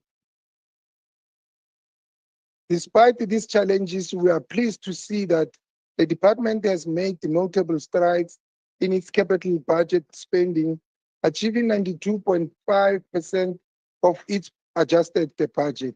However, the 60% cut in the capital budget during the adjustment period is a cause for concern. This reduction, coupled with project stoppages and contractor underperformance, has delayed some critical infrastructure projects. We must ensure 30 that seconds contractors remaining. are held accountable and that projects are delivered on time. In conclusion, the development planning has made significant progress in several areas. There are still challenges that need urgent attention. As we move forward, we urge the department to prioritize addressing the budget cuts, recruitment freezes, and operational inefficiencies that have hindered the progress. The EFF notes the reports.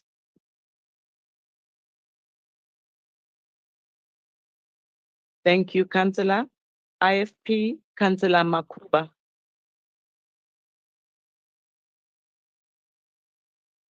Thank you, Speaker.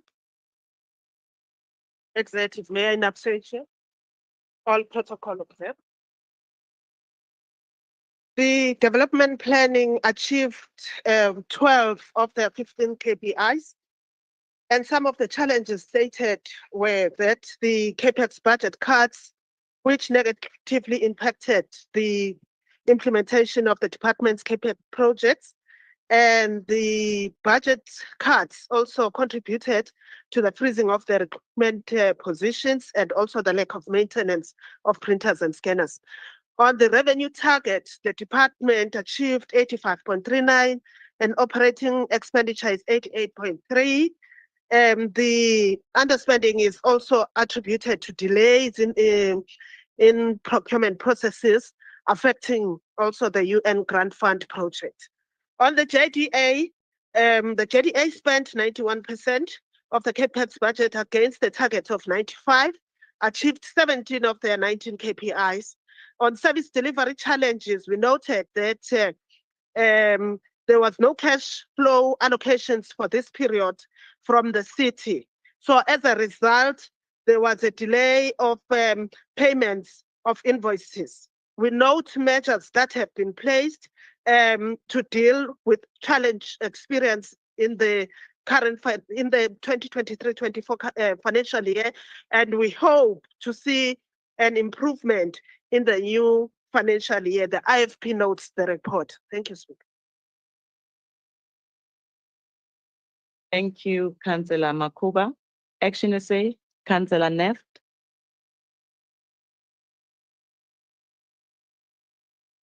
Thank you, Speaker. Greetings to the residents, the House, and the fabulous 44. I rise on items 11, 12, and 13. Item 11, Speaker.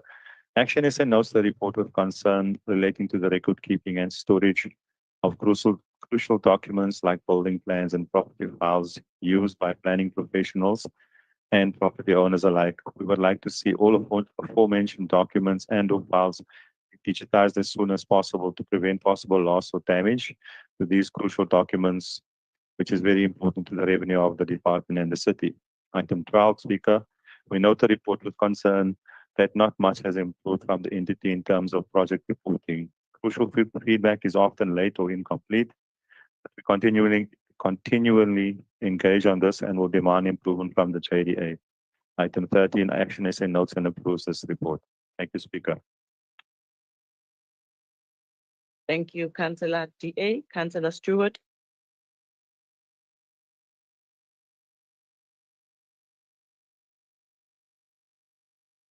Thank you, Speaker. I rise to speak on Development Planning Core Department and the JDA quarterly report for the period April to June 2024. At the beginning of this term of office, late 2021, a number of long-standing issues were raised with the Core Department of Development Planning and the JDA. At that stage, both the department and JDA had undergone a period without permanent senior management. In light of that reality and taking into account the time that it would take to realistically address the range of issues which we had raised with the department, we chose to afford the department a good period of time to either address those issues or to make some decent headway towards resolving them. We would simply track the progress as time went by. But we now find ourselves more than 2/3 through this term of office, and we are yet to see any signs of progress or serious attempts to address or deal with those issues that we've been patiently tracking over the last 3.5 years or so. The problems are as follows. Firstly, contractors not being able to perform and develop cash flow problems, in inverted commas, has been a problem in the city for a very long time. However, the problem with contractors in development planning, and by extension the JDA, is a more recent phenomenon, starting in the 2016 to 2021 term of office, more specifically towards the end of that term of office. For inexplicable reasons, the department has stopped vetting contractors for financial health and viability, but the department had made assurances that new, more stringent measures for vetting potential contractors would be introduced going forward. However, 3 years down the line, we are looking at the latest quarterly report that still provides poor contractor performance or contractor-induced project stoppages as one of the main reasons for failing to spend CAPEX and or complete CAPEX projects. Secondly, at the beginning of this term, it was also pointed out that reporting regarding law enforcement KPIs could not possibly be accurate. Any ward councillor in the city could tell you that planning control inspectors do not respond to issues reported to them within 3 days with a 95% consistency. In fact, planning inspectors do not keep records at all of the issues referred to them by ward councillors. Precisely zero effort has been made to try and tighten up and introduce better reporting and tracking methods for urban inspectors. Thirdly, greater transparency has been requested with regards to enforcement matters referred to group legal to court action. After 3 years, we have eventually received a wholly inadequate and vague report on outstanding legal matters from JDA, but nothing from the core department. This is a problem which impacts departments across the city. Ever since departments' legal budgets were centralized and pooled and given to group legal, transparency with regards to costs and the city's track record in court has been scant to non-existent. Development planning, and to be honest, most departments are all too happy to refer legal matters to group legal and then divorce themselves from any and all responsibility to own or track those legal cases.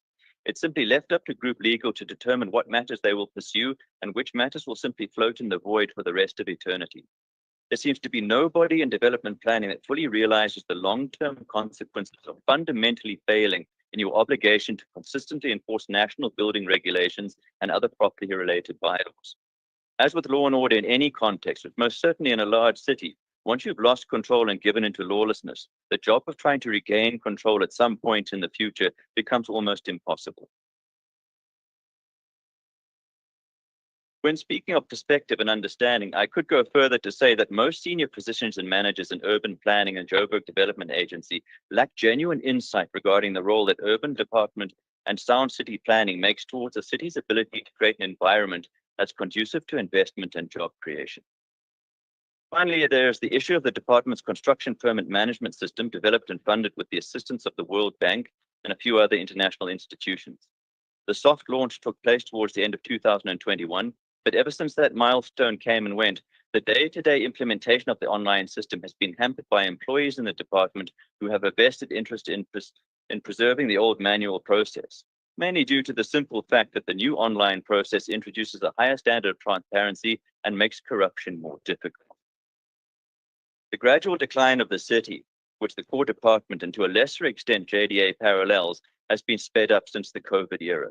The slow death which had gripped our city up until 2021 has increased not only in pace, but in terms of the real-world impact which business and residents can feel and experience for themselves. The apathy and indifference to the department's current position, not just financially, but operationally, is depressing to say the least. I just wonder what it would take and how long it would take for any new administration to effectively address the deep problems within the department and in the JDA. And sadly, I could just as easily be talking about the city in general or any randomly selected department. Is there a single entity or department left in the city that serves as a bastion of good governance, dedication, and innovation? Some of us are sadly witnessing the almost irreversible decline of our country's economic hub, while others seem to be oblivious and blinded by the tooting of the gravy train. And what a tragedy it is that the oblivious ones are always the ones in leadership. Thank you.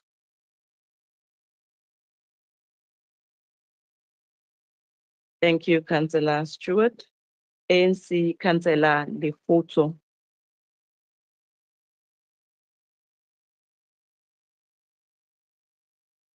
Ha ke lebohe speaker.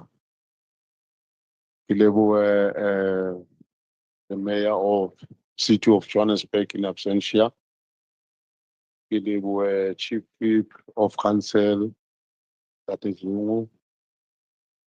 Ke lebohe all the councillors for the glorious movement, the African National Congress. Ke kopa hore ke fapohe hanyane. Earlier on, the mayor indicated the importance of the township economy. And he indicated that our people must be able to take control of the current situation that is prevailing, where we witness all the challenges of our kids' time, in particular in Soweto. Madam Speaker, I want to relate and also to Umphakathi was Soweto, in particular White City, where the father of a young child who reside in my ward, the child passed on in deep groove. That is in recent. It is very sad and it's a sad moment. But we really, as a community, as councillors, as leaders, we really need to take control of the situation that is prevailing. And that is providing guidance and support to our community in regard to resolving the issue of, in particular, illegal foreigners that are occupying our area.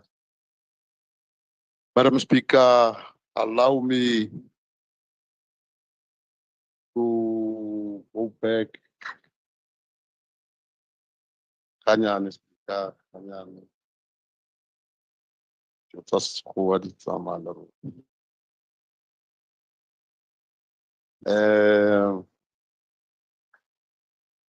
Madam Speaker, I rise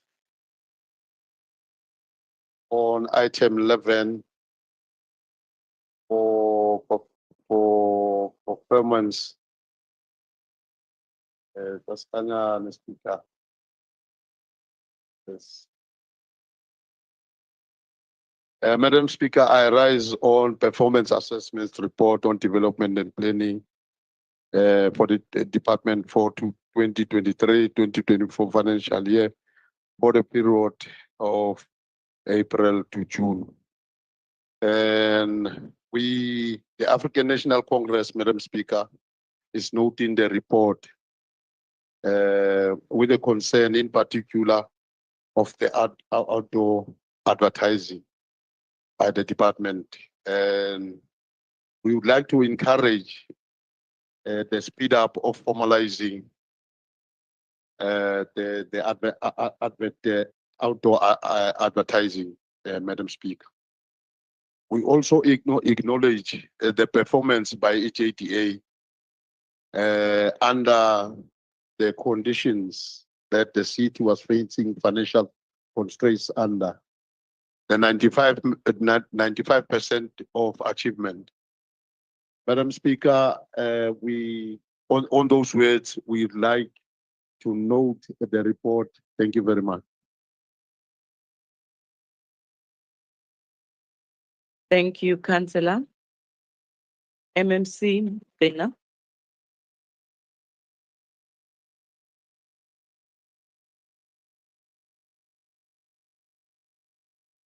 Thank you very much, Madam Speaker. Let me greet yourself, the Executive Mayor, In absentia, read the Chief Whip of Council, Councillor Zungu, the Chair of Chairs, MMCs, the Chair of Section 79 Committee, and all councillors, as well as the City Manager.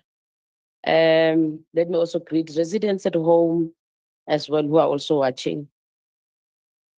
Councillor Musetla, we note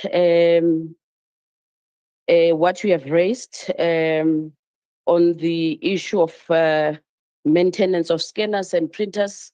And I think it's something that would engage other departments, MMCs, to assist us in getting this one right, because I agree it affects our residents in the city, because we use scanners and our printers to do a number of services in the department. So we are noting that.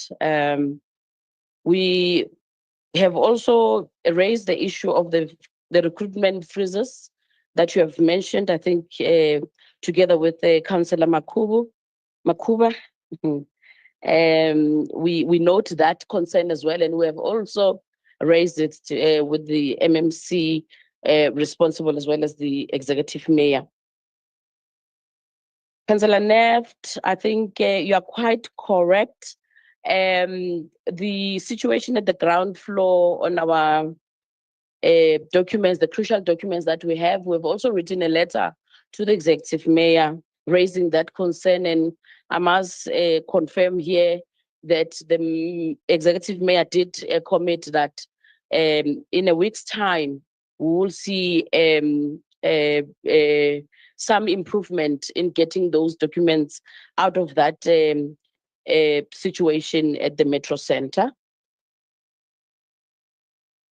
Also the issues, Councillor, I think it's Councillor Stewart, that you raised on the issues that were raised since 2021. I'm not quite sure of what issues are those, but we are always ready to receive matters from Section 79, and we always respond to those matters. But if there are still other issues that you believe that we have not responded to, we are happy to actually come to your rescue in the Section 79 so that we can respond to those issues. We are committing to respond. I'm also noting, and we'll share this with the department, the inspectors that are not keeping records of issues that are raised by councillors. I think it's always important to keep records, because you must always go back to those records to check if you have done well in terms of the work that you must do, if you have responded to those issues. So it's important to keep records, but I'm noting it for discussion within the department. It also goes to the court cases that you have referred to at JDA. I was of the view that I was not part of the Section 79 meeting, and I was of the view that those issues were raised or were furnished to the Section 79 committee.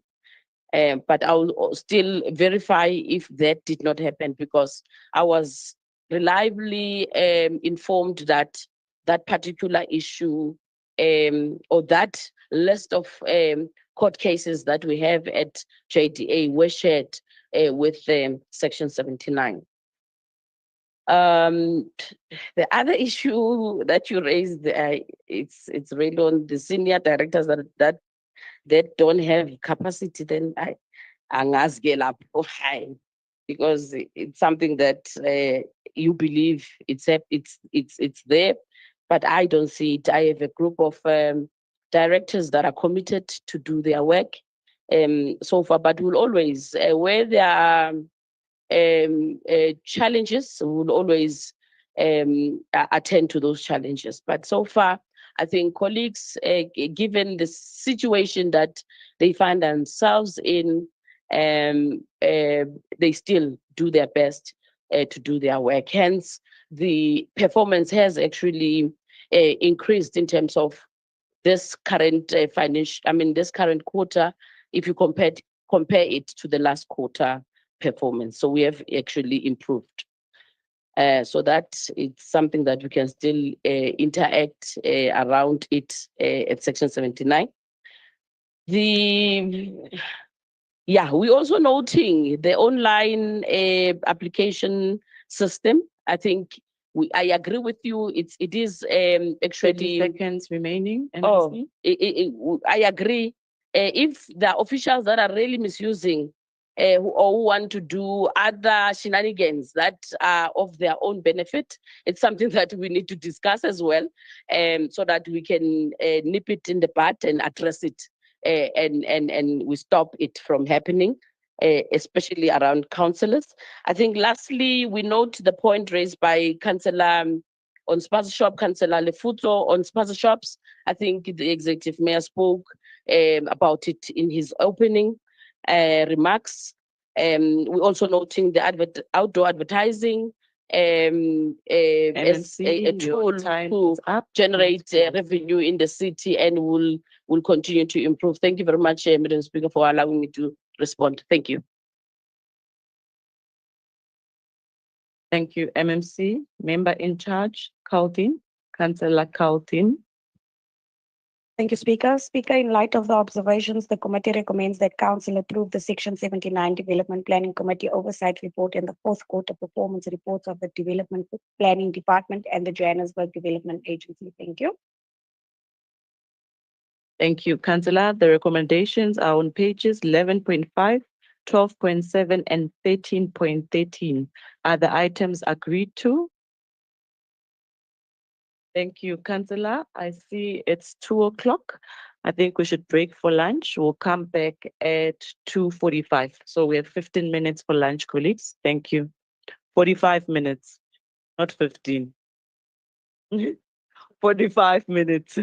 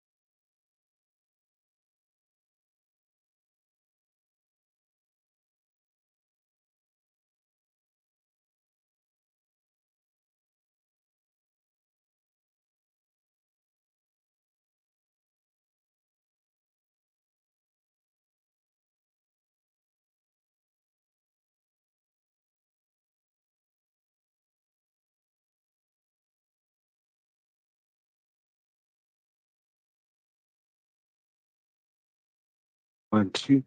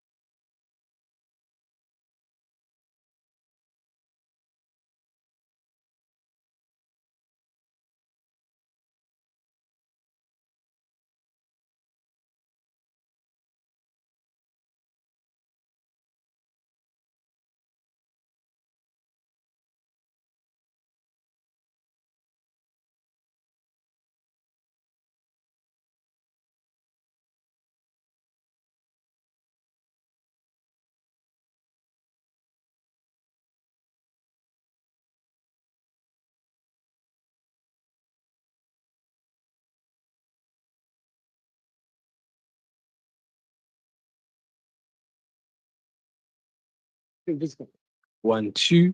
Sound test 1, 2. I'll go again.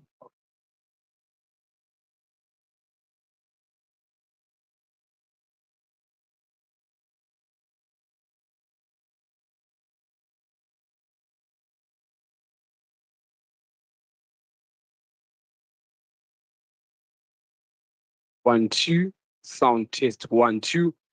I will.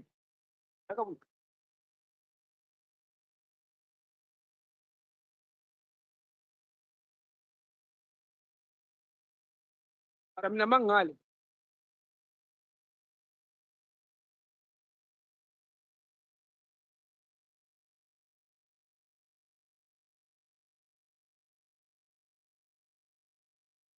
Sound test 1, 2. 1, 2. Okay. Umoya lo angophe.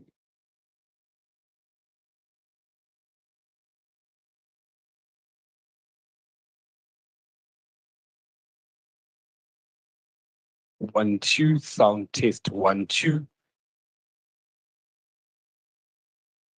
Thank you. Thank you. We pick up that static when everyone is in the chambers and they're talking over the mic. Then that static comes. When it's full house.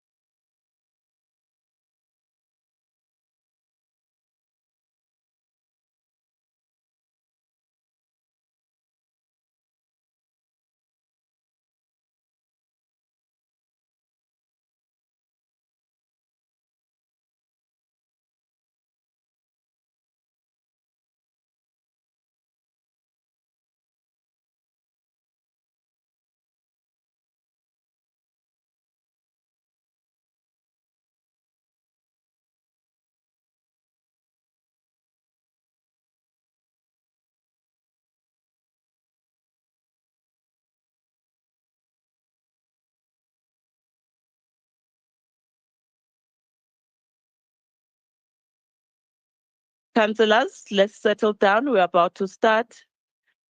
First resident of the city, Executive Mayor Councillor Dami.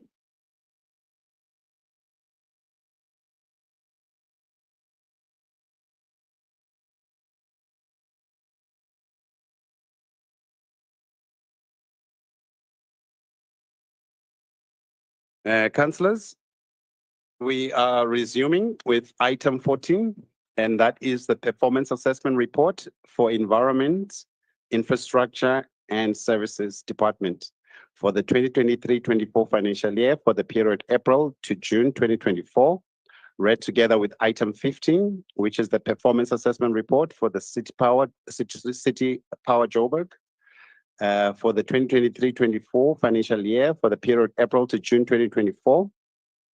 Also read together with item 16, which is the performance assessment report for Joburg Water for the 2023-24 financial year for the period April to June 2024. Also read together with item 17, which is the performance assessment report for Pick It Up Johannesburg for the 2023-24 financial year for the period April to June 2024. And all those items are read together lastly with item 18, which is an oversight report of the Section 79 Environment and Infrastructure Services Committee on the 2023-24 fourth quarter performance assessment report of the Environment and Infrastructure Services Department, Pick It Up Johannesburg, Johannesburg Water, and Johannesburg City Power for the period April to June 2024.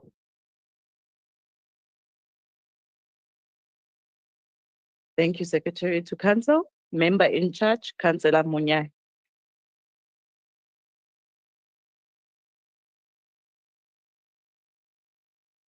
A greeting to you, Madam Speaker.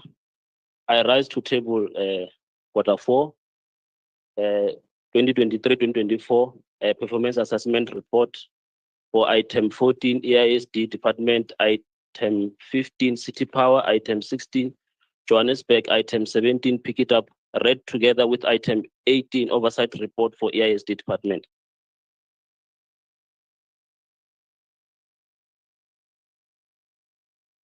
Thank you, Councillor Munyai. Freedom Front class, Councillor Wu.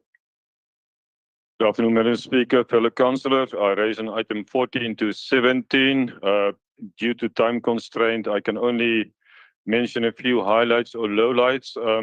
But I want to start with item number 14, the department itself. And this department fulfills a crucial role in the city. It's a small department, only got a OPEX budget of 138 million for a year and a CAPEX budget of 20 million a year.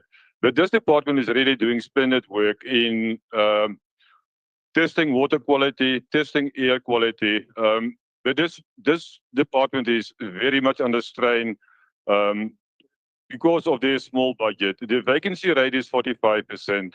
And I think we must really consider empowering this department to fulfill their role as a watchdog much more effectively, because we owe it to our future generations. We can replace a dilapidated metro building.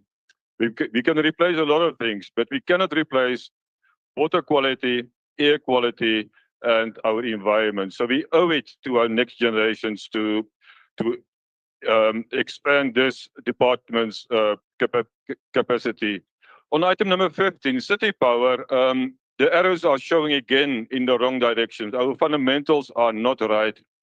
Our losses on electricity increased from 29.6% in 2022-2023 to 31.8% in 23-24. So we are just losing more and more and more. Our billing meter readings is also showing a downward trend. There we are losing as well. We really have to get this thing right. We need to find finalization on the ESCOM crisis and this situation over overbilling and overcharging. An independent committee is going to give us an answer in 2 weeks' time, although this thing is coming on for 4 years already. On Joburg Water, there as well, the arrows are showing in the wrong direction. Yes, they have got an improvement on their meter readings, and that is a positive trend. But our non-revenue water has increased from 44.8% to 46.1%. And Madam Speaker, this is not a slight increase.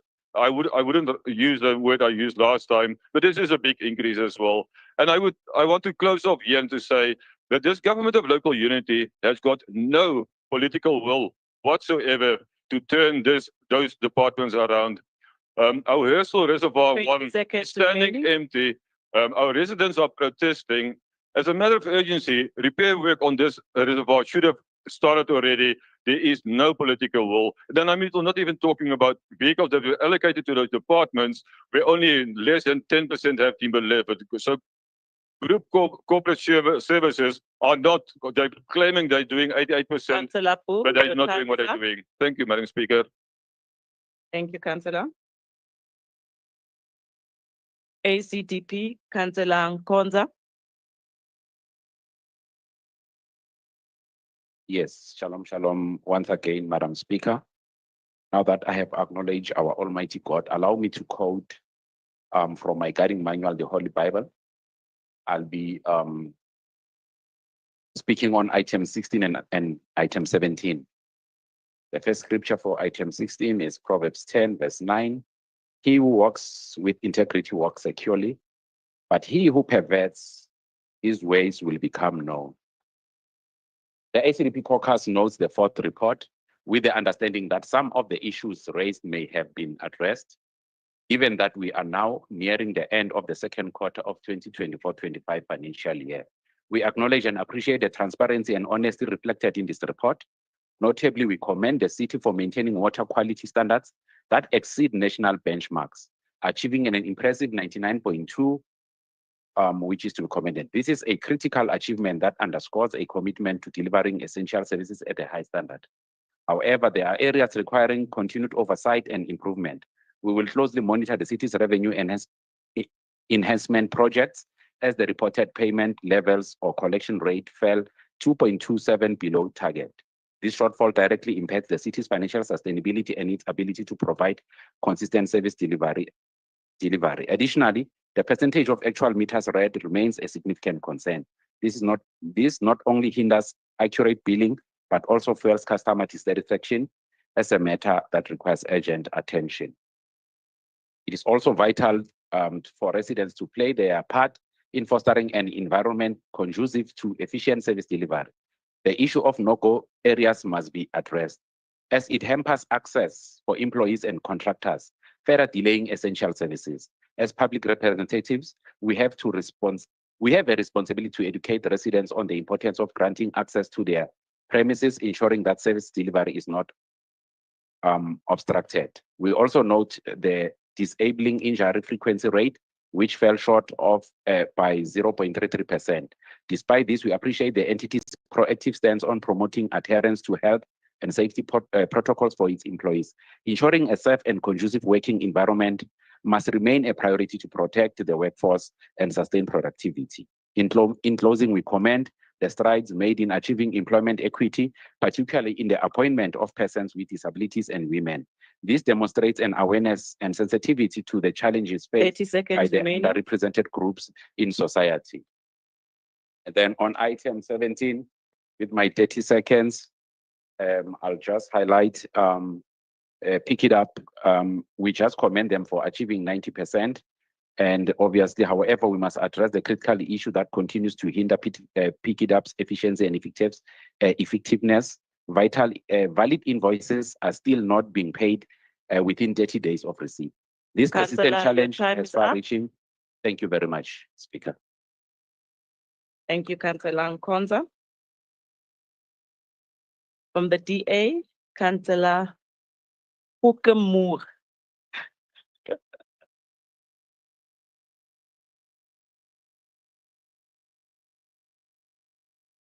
Thank you, Madam Speaker. Madam Speaker, councillors, colleagues, and residents of Johannesburg, I rise to speak on item 15, which is the fourth quarter performance report for City Power. City Power's recent performance highlights some improvements, but also reveals some serious challenges that demand our immediate action.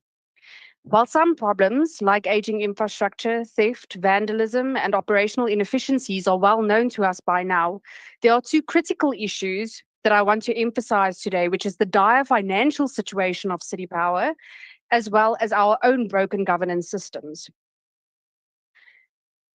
City Power is in severe financial trouble. In just the last quarter, it recorded a loss of 72 million, bringing the year's deficit to 2.67 billion. That means the company's debts and financial obligations of just over 22 billion far outweigh its assets of just over 6 billion. In layman's terms, councillors, this means that City Power doesn't have the resources it needs to pay its suppliers, staff, or debts. This financial situation is unsustainable. If not fixed, City Power risks insolvency, being unable to operate or even keep the lights on in Johannesburg, which we have already seen play out in the media with Eskom's threats. Ironically, Madam Speaker, one major factor contributing to the crisis is our heavy reliance on Eskom bulk electricity. Eskom's electricity costs are consistently over budget, and this dependence is unsustainable. Now, in regards to our governance and accountability failures, City Power and the municipality share responsibility for customer billing and revenue collection, but this division in itself undermines financial oversight. Let's be honest, as ward councillors, each and every one of us, how many of us have to deal with complaints on a daily basis of customers being overbilled, billed even though they are off-grid, incorrect meter readings, and that is if the meter number that is on their meter is even correctly displayed on their bill. These mistakes aren't just frustrating, fellow councillors, they are a massive obstacle to fixing our finances. How can we expect to stabilize City Power's finances if we can't even confidently track what revenue is owed and collect it accurately? Further to this, we need a focused strategic response to the above issues that include aggressively improving revenue collection, renegotiating Eskom contracts, reduce energy losses by fast-tracking the installation of smart meters and cracking down on illegal connections, upgrading infrastructure, strengthening our security, but most importantly, and I cannot stress this enough, streamlining governance by assigning revenue management and accountability to City Power. In conclusion, honourable members, the challenges before us are immense, but they are not beyond our ability to solve. With strong leadership, smart strategies, and the participation of everyone, council members, residents, and stakeholders alike, City Power can recover and become the energy provider Johannesburg deserves. The Democratic Alliance is ready to lead this transformation in 2026 like only we can, and ensure that our city remains a beacon of hope and opportunity for all. Madam Speaker, it is easy to achieve mediocre when we aim for mediocre by lowering our KPIs. And I'm 30 almost seconds remaining. 88.89% certain that we don't clap hands when fish swim. But what we can do, Madam Speaker, is note the report. I thank you. Thank you, Councillor. Moving over to PA, Councillor Cherry.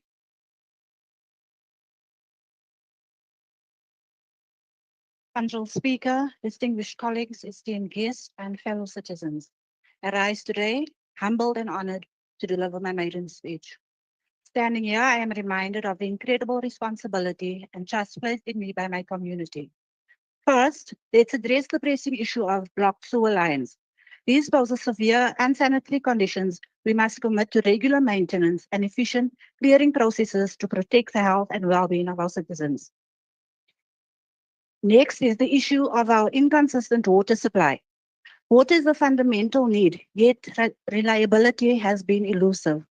We must focus our efforts on providing a consistent and steady water supply to all regions, ensuring that no home lacks this essential resource. Moreover, the frequent water outages has been frustrating. It's high time we strengthened our infrastructure to prevent such disruptions.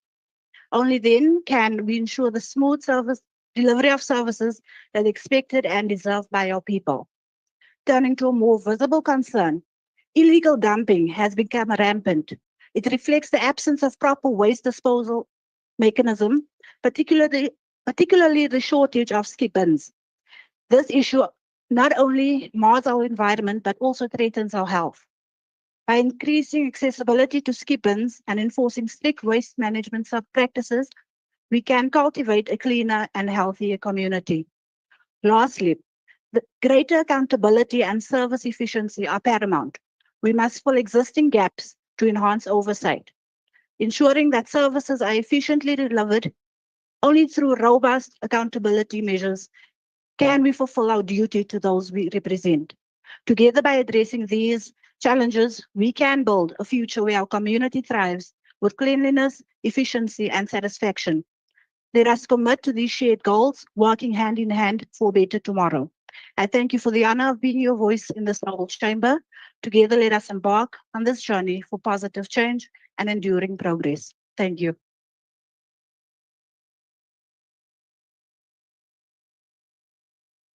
Thank you, Councillor Cherry. Action Essay, Councillor Mashala.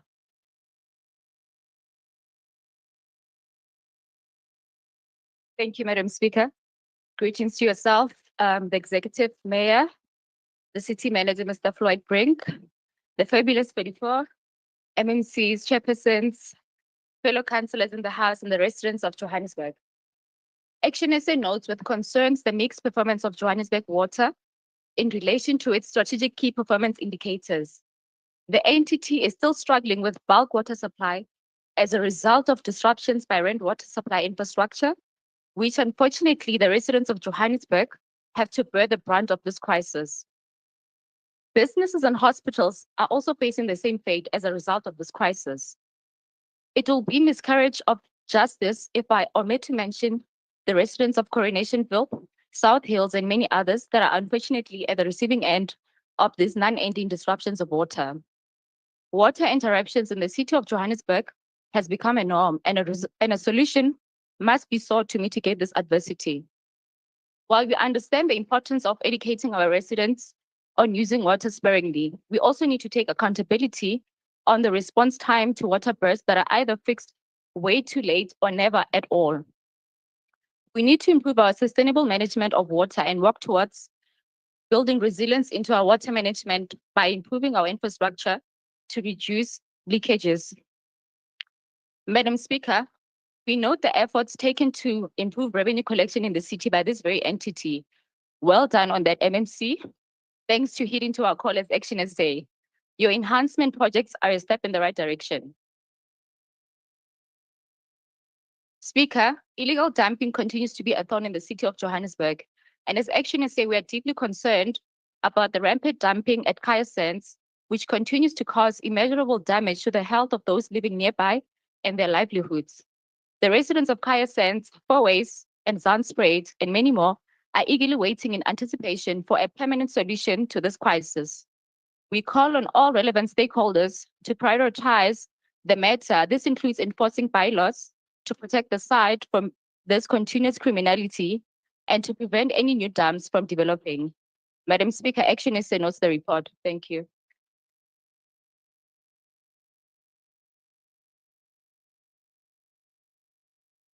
Thank you, Councillor Mashala, EFF. Councillor Mkasi. Thank you very much, Speaker.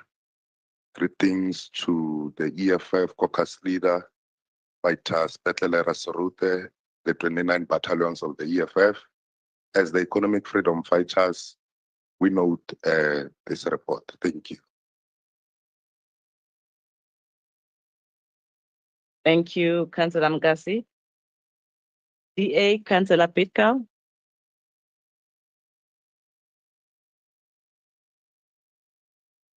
Madam Speaker, 4 times a year we get a quarterly report from Joburg Water. These reports are supposed to be crucial, providing us feedback on the effectiveness of the entity and the level of service that it provides. Councillor Pitkau, please move the mic closer to you. Thank you. These reports are part of the historical evidence kept on file by the city. Madam Speaker, taking note of all this, it is highly disconcerting to note that this council yet again feels that they can bypass proper oversight and protocol by bringing this report to council without it having been presented to and served before the Section 79 committee. It needs to be noted that this trend has been noticeable with a number of reports as of late. This is also totally unacceptable in the light of us facing a critical situation, possibly even chaotic, in respect of water. While Joburg Water is recording non-revenue water to a degree of 46.8%, we are calling on residents to save water. All this while, and I have the records of this, burst pipes and meters spilling this lifeblood for days, weeks, months, and even years without being attended to, even though they have been recorded and escalated repeatedly. We are now facing water shedding to balance the system. Yet the commander system in the south is facing up to 6 days without water repeatedly. All this after a new reservoir was built and commissioned, yet fails to function because of a failure to control illegal connections. Hurst Hill and the Brixton situation similarly is out of control. All this makes a total mockery of a quarterly report that tries to tell us that 75.66% of pipe bursts are attended to within 48 hours, against a target of 85%. And 94.63% of sewer spills are attended to against a target of 92%. Yet we have all our rivers so polluted with excrement as to put us in danger of cholera outbreaks. Madam Speaker, this is a failure, not just of the entity, but of the leadership within Joburg Water. The board of directors and senior management have demonstrated a clear inability to address the growing water crisis. Their continued tenure is no longer tenable. The Democratic Alliance therefore calls for the immediate removal of the board of directors and senior management of Joburg Water. Equally troubling is this council's failure to provide proper oversight. The failure to follow protocol by bypassing Section 79 committee undermines the very purpose of these quarterly reports. If we cannot scrutinize and interrogate these reports, how can we expect to restore faith in our governance? In light of this, we cannot under any circumstances approve this report. Doing so would send the message that we condone poor performance, lack of accountability, and disregard for proper process. Madam Speaker, the Democratic Alliance will not stand by while Johannesburg's residents are failed by ineffective governance. It is time for this council to take its oversight responsibilities seriously and demand better from its entities. I thank you. Thank you, Councillor Petkau. ANC Councillor Mota Vasindi.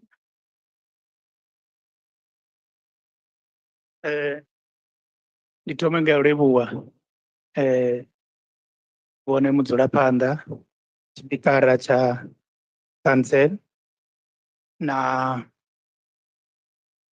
vhomeyara vha vhuṱali vha City of Johannesburg. Ya ni lumelisa lwoṱhe na dzi MMC dzoṱhe vhoṱhe na mashaka na vhathu vhane vho ḓaho u ḓo thetshelesa ṋamusi. Ri a ni livhuwa roṱhe. Ndaa.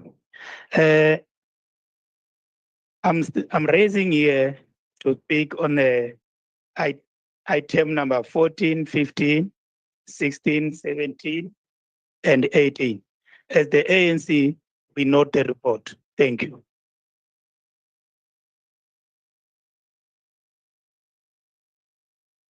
Thank you, Councillor. MMC Sikwaila. Good afternoon, Madam Speaker. Executive Mayor, Dada Morero, all MMCs present, councillors, and members of the public. Let me firstly, Madam Speaker, pledge our solidarity to young kids and women that are bombarded in Palestine by the murderous regime of Israel.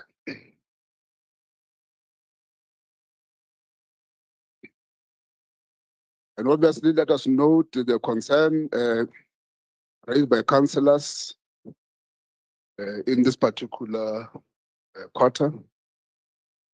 And I must indicate that obviously we'll take home some of the positive that we've indicated so that we are dealing very harshly with the matters of incorrect dealing within the city.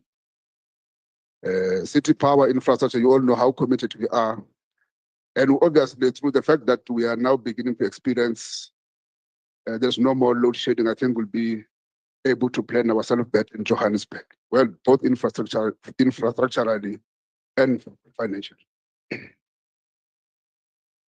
At City Power, we've already strengthened our security network, our security system. You can tell that in quite a number of occasions, we've made quite a number of arrests. We are going to court. We have made some arrests, both internally and outside. There is a concern that we raised by community that in fact, some of the people that are involved in the looting of our infrastructure are our own contract, which is true.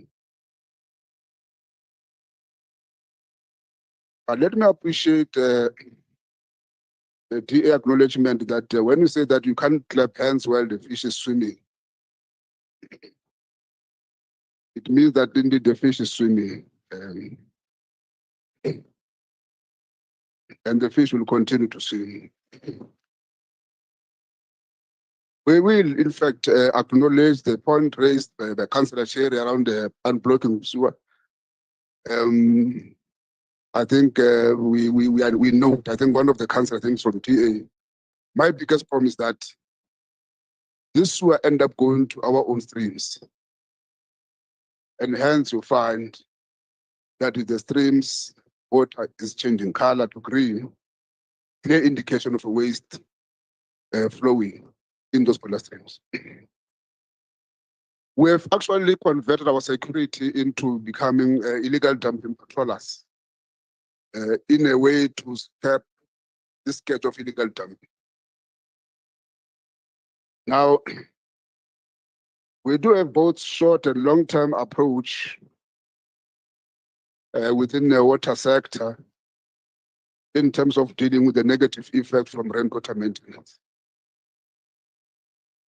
I think very short in the early this coming year, we will be able to present to you some of those. Now, in terms of the response, pipe best, I think Councillor, you're correct, we must move with speed. We've spoken with our own board and MD around this particular matter, move from 48 hours to 24. And he's indicated to me the issue of the capacity in terms of the fleet on the depots. I think there's also an assistant that come from the city with regard to that particular matter. Now we are saying that will include both day and night shift guys to be able to respond to the pipe burst. But we must indicate, colleagues, that unless we invest in our replacement of our infrastructure, we might struggle to achieve target here because we are chasing a moving target. And as much as pipe bursts are reported today, tomorrow another new pipe bursts are being established.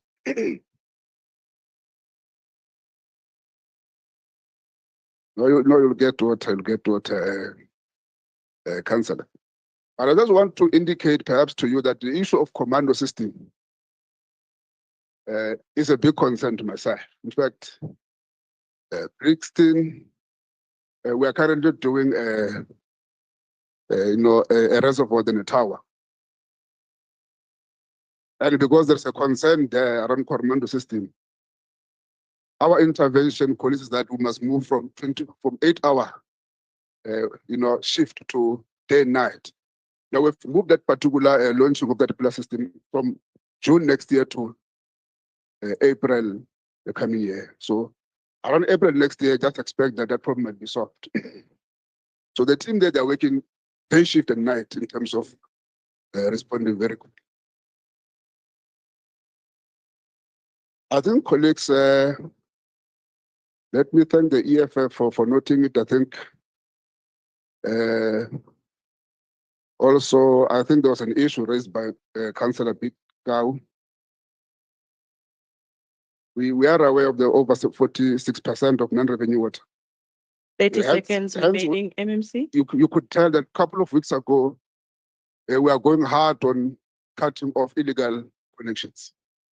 That is making some of us unpopular in other areas. But we'll intervene to the areas where our people are struggling or can't be able to afford. Thanks, Speaker. Thank you, MMC. Member in charge, Councillor Munyai. Thanks, Madam Speaker. I think through you, we must correct some few issues here that this report didn't serve in section 79. Indeed, Councillor Bitkau, the report did serve in section 79. I'm not sure if you didn't read the report, but I'll give it to your whip, maybe also to help you on that.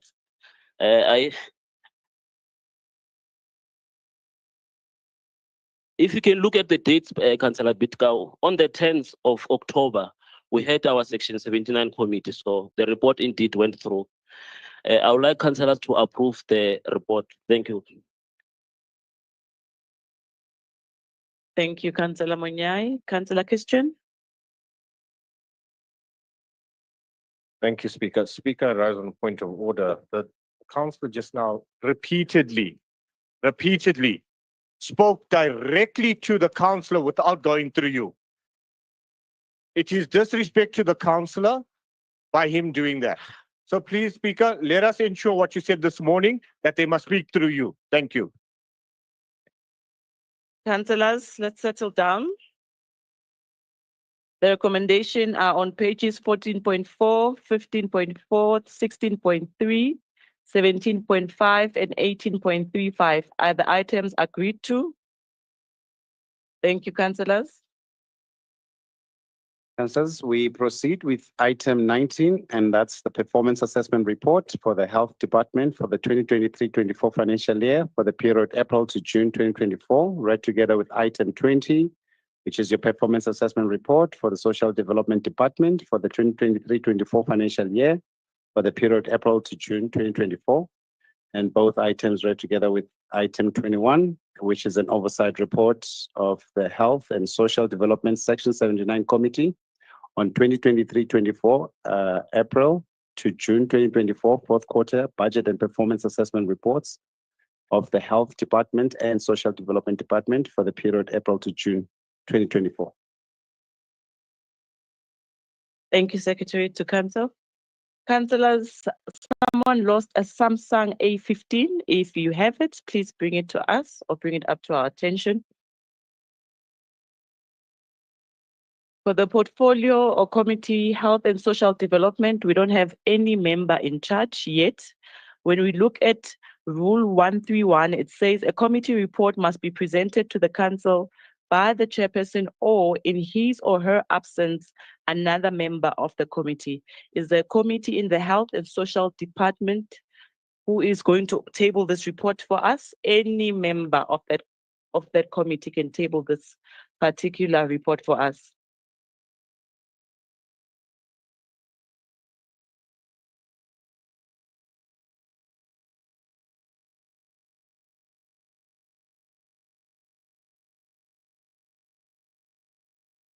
I see you, Councillor. You can continue. Thank you, Speaker. Honorable Speaker, I rise to table the performance assessment report for the Health Department, the performance assessment report for the Social Development, and oversight report for the where is it? Sorry, Speaker, and the oversight report for the Department of Health and Social Development, covering the period April to June 2024. This report represents the critical evaluation of departmental performances and oversight, aligning with our constitutional mandate to ensure effective service delivery, accountability, and good governance. Through this process, we affirm our commitment to monitoring the performance of municipal department in accordance with the Constitution of the Republic of South Africa, the Municipal System Act, the Municipal Finance. Speaker, I'm using my phone and now I've pressed the wrong button. The Municipal Finance Management Act and other public legislation. The reports provide details, analysis, achievement of challenges encountered by health, social, and social development during the reporting period. Key performance indicator and their alignment with our service delivery objectives. Recommendation for improvements aimed at addressing identified gaps and enhancing service delivery outcome. Honorable Speaker, conducting oversight as merely a compliance exercise. It is an opportunity to ensure that resources entrusted to us are utilized effectively to improve the quality of life for our communities, for the communities we serve. The report reflects our collective responsibility to drive efficiency, uphold transparency, and strengthen accountability across levels of governance. In conclusion, Speaker, I respectfully request that Council notes the content of this report and acknowledge the recommendation therein.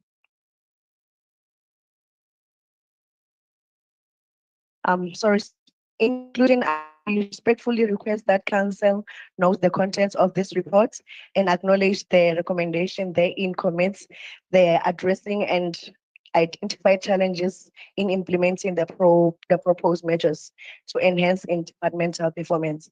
Monitors progress of these initiatives to ensure sustained improvement in health, social development, service delivery. I thank you. Thank you, Member in Charge. Action SA, Councillor Mposula.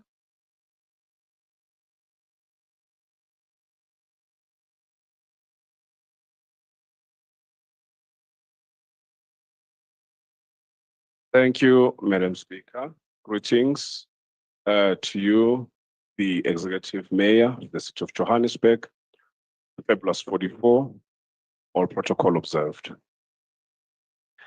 Madam Speaker, Ebony Clinic in Region A,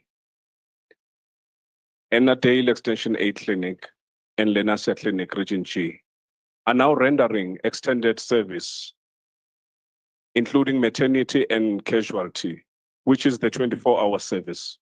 Welcome this move, specifically because Region G residents are located far from the public hospitals, such as Chris Hani Baragwanath Hospital, Begim Langeni, Helen Joseph, just to name the few. And this move will save lives and prevent infant mortality.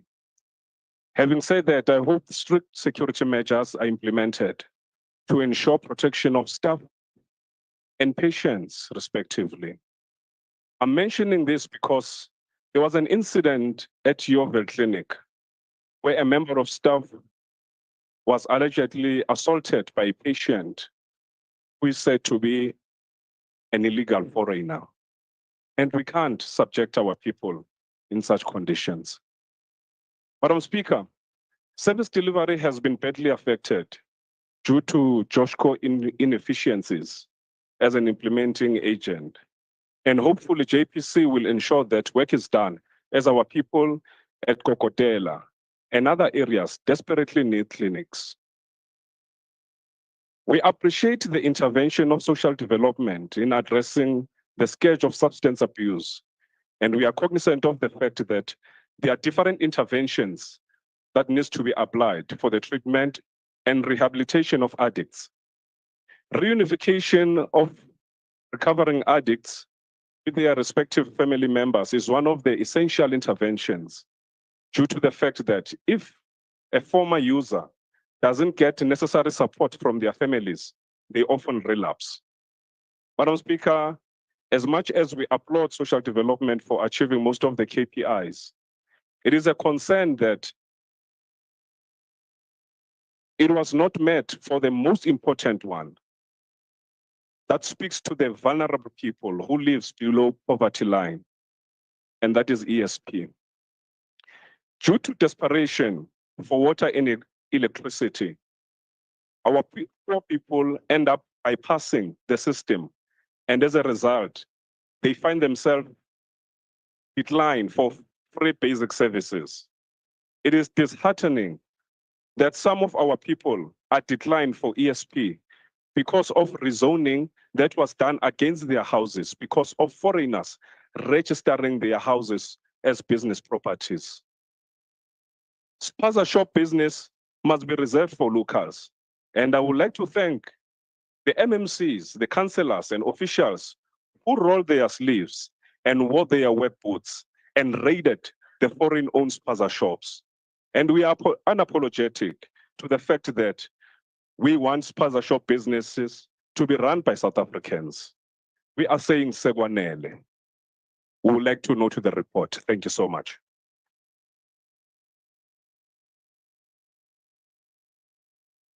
Thank you, Councillor Mbosula. ACDP, Councillor Nkonza. Yes, shalom, shalom once again, Madam Speaker. Allow me to quote from my guiding manual, Psalms 82, verse 3. It reads as follows: defend the poor and fatherless. Do justice to the afflicted and needy. Deliver the poor and needy. Free them from the hand of the wicked. We are demanding that all those children who were adopted by Hamas be returned. The ACDP Johannesburg Caucus acknowledges the fourth quarter report, understanding that some of the issues were raised today may have been addressed, given that we are nearing the end of quarter 2 of 2024-2025 fiscal year. However, the consistent lack of rigor and accuracy in these reports cannot go unchallenged. One of the concerning trends is the evident cut and paste approach used by some departments in compiling these critical documents. This report, supposedly for 2023-24, contradicts itself by referring to the fourth quarter of 2024-25 in subsequent paragraphs. Such oversight reflects poorly on the seriousness with which the current administration approaches quality assurance. The ACDP remains steadfast in our commitment to outcome 4 of the 2040 Growth and Development Strategy, GDS, building, caring, safe and secure communities. However, we must place on record that many of the challenges facing our country, including the alarming and avoidable loss of lives, stem directly from poor policy decisions and a persistent failure to implement them effectively. Reactionary measures and poorly thought out interventions continue to trouble our governance. The ANC and DA coalition, as the GNU partners, bears direct responsibility for adopting policies that perpetuate a culture of death, such as promoting abortion clinics that slaughter innocent unborn children. The blood of these children cries out, and the consequences are evident in the moral and societal decay we are witnessing. In infrastructure development and refurbishment, out of 10 of the planned projects, only 3 projects were initiated for development and refurbishment, with work partially completed and accruals not raised. How can Johannesburg aspire to be a caring, safe, and secure city when only 30% of planned infrastructure projects are being executed? Meanwhile, the current administration remains preoccupied with obsession with superficial priorities like street name changes, while residents face mounting hardships. A 30 safer seconds city. remaining. Thank you very much. Okay, the health department's glaring underachievement rate of just 27.5, 14 out of 51 targets should alarm every member of this council. How can we claim to prioritize the well-being of residents when critical health services are failing, particularly in previously disadvantaged regions? These areas which should receive urgent attention are instantly neglected, while non-essential projects like non-controversial street name changes are prioritized. I thank you, Madam Speaker.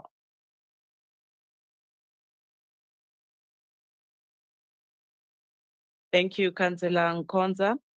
PA, Councillor May. Greetings, Madam Speaker, Executive Mayor, Chief Whip of the Council, and the PA Caucus under the leadership of MMC Kenny Kunene. Speaker, I rise to address items 19, 20, and 21. The term health refers to a state of complete physical, mental, and social well-being, not merely the absence of a disease or infirmity. We have lost lives, not just one, but one too many. May the souls of those beautiful children rest in eternal peace. In other countries, the loss of one life is declared a disaster.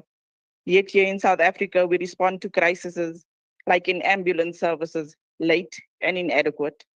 Often by the time ambulances arrive, if they arrive at all, it's too late, sometimes taking 5 or more hours. Lives lost are unnecessary due to systematic failures. Speaker, the health department must declare the city of Johannesburg under attack. From whom? From undocumented foreign nationals. While our health inspectors sit in air-conditioned offices instead of being on the ground where they are desperately needed. In Region G, a spaza shops registrations are under the way. Yet last Friday, foreign national drew a gun on a South African citizen. Despite this, we continue registering these people without bringing the matter to our council chamber or opening it for public participation on a draft bylaw. We are prioritizing the registration of foreign national businesses over assisting South African citizens. What happened to the spirit of Ubuntu and standing united as a nation? Currently, there are hardly enough health inspectors, possibly fewer than 5 per region. What measures are being implemented to address critical issues like food safety, particularly after the president's national mandate of 21 days? It is evident that foreign nationals have declared war on South African citizens. MMC of Health, we trust you will lead the charge in addressing these issues, deploy adequate resources to ensure all spaza shops are being inspected, and that we prioritize the safety and well-being of our people. As the Patriotic Alliance, we know this report, but let me close this quarter with a clear message. Ons Baizani, #Ambahambe. It's time to put South Africans first. Salute.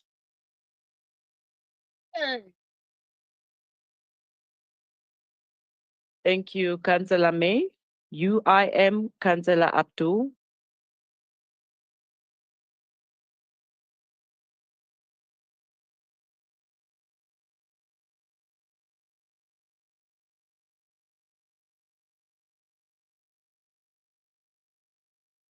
She's not in council. We'll move over to UDM, Councillor Zigere.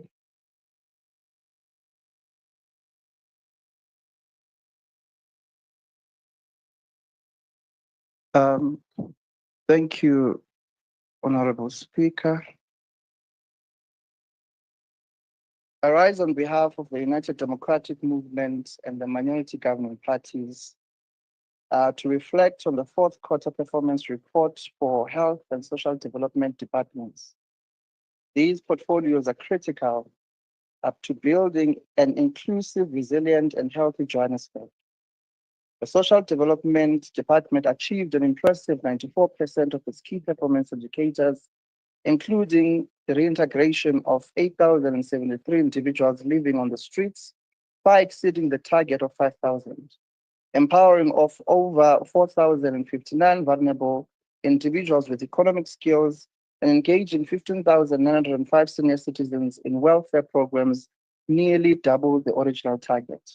The Health Department, on the opening of the Westbury Maternity Unit, offering 24-hour care and integrating all 75 medical sites into the COVID-19 vaccination program, reaching 37,940 learners through health awareness campaigns on HIV and AIDS, substance abuse, and teenage pregnancy. These outcomes are a testament to the department's commitment to serving our people effectively. Yes, we do not celebrate this without having to know challenges. While the reports highlight these challenges, they also point to opportunities for improvement. The shortfall in reaching the ESP target of 140,000 indigent households signals a chance to innovate by leveraging technology, strengthening NGO partnerships, and deepening community engagements.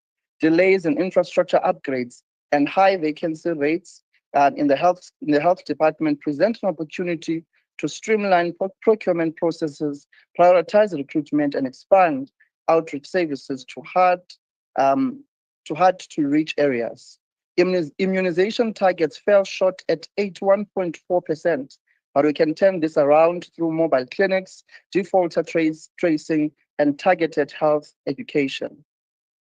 Looking ahead, we must foster interdepartmental collaboration to address overlapping challenges like poverty and youth unemployment, scale successful programs such as urban agriculture and economic empowerment, advocate for ring-fence funding to protect critical health and social interventions from budget basing. Honorable Speaker, as the UDM and MGP, we note this report, and because our residents deserve nothing less than excellence, let us celebrate these achievements while committing to address the gaps Each challenge is an opportunity to innovate, to accelerate and elevate our service delivery to new heights. We can build a city that leaves no one behind. Thank you. Thank you, Councillor. From Good, Councillor Cook. Thank you, Speaker. Good notes, this report. We find it most disappointing. Thank you.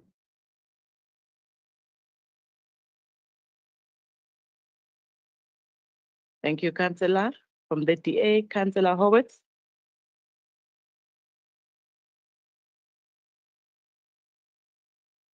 Thank you, Speaker. Thank you, Council. Speaker, mayors, MMCs, chairs, councillors, and honourable guests, and all other protocol observed. First, the DA wishes to convey our condolences to the families that have lost precious children. Now, Madam Speaker, I've read through the Health and Social Development reports with interest and concern since being made a part of this Section 79 committee. There is very little to write home about.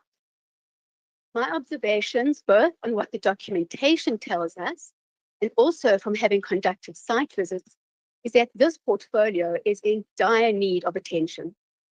It is as if the portfolio needs a life-saving blood transfusion. Yes, interventions needed are as dramatic as that. I turn my attention now to the report and note that in typical fashion, the report sets out the outcomes and priorities that serve as key performance indicators. I would like to point out several concerns that we as the Democratic Alliance have in terms of the performance of this portfolio, and will seek to do so through discussing some of the same outcomes and priorities. Unfortunately, 8 minutes doesn't allow me to do the deep dive I'd like to, so I shall quickly move on. I must first point out that the city of Joburg, with all of at least 6 million residents, and I say at least because we likely need to add a good 2 million more to the number to be accurate, has just 75 clinics, 1 satellite clinic, and a mere 10 mobile clinics. Then there are the 3 or so clinics that province has taken over. The DA-run city of Cape Town has more than 77 clinics located in communities across their metro, even though their metro is so much smaller than ours. There are a number of mobile and satellite clinics focusing on delivering healthcare services to those who need it most. And anecdotally, we know that this is working because people from over the border in different provinces are traveling there to receive their healthcare. In the city of Joburg, we have the contradistinction. We have people needing different services within 1 or more clinics, which means that our clinics are serving tens of thousands of people each and every month. It is abundantly clear on oversight visits that clinics and staff are taking immense strain. In terms of the priority of good governance, the department has claimed 100% achievement of service standards. Wow. This is an unbelievable claim in more ways than one. First, because a standard is usually measured subjectively. It is accordingly most unusual for a subjective standard to achieve a measure of 100% satisfaction. Second, given that training on what an ideal clinic looks and feels like was given only between June and August of this year, and an assessment of what an ideal clinic is has even yet to take place, means that this statistic is in question. Should the department need an example of an ideal clinic, I can offer up the one in my ward, Ward 81. This is for sure an ideal clinic. The sister that manages it is an ideal example of an ideal clinic manager. You are welcome to arrange a visit. The problem arises when you self-measure. That way, you can jiggy the numbers as you please. 100% today, 87 point what tomorrow.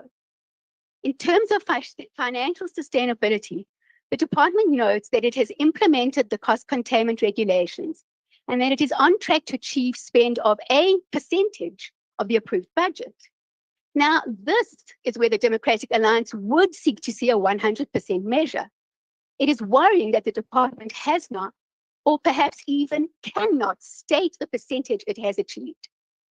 Under the DA, the City of Cape Town fully utilized its available capital grant every year and delivered quality services to all.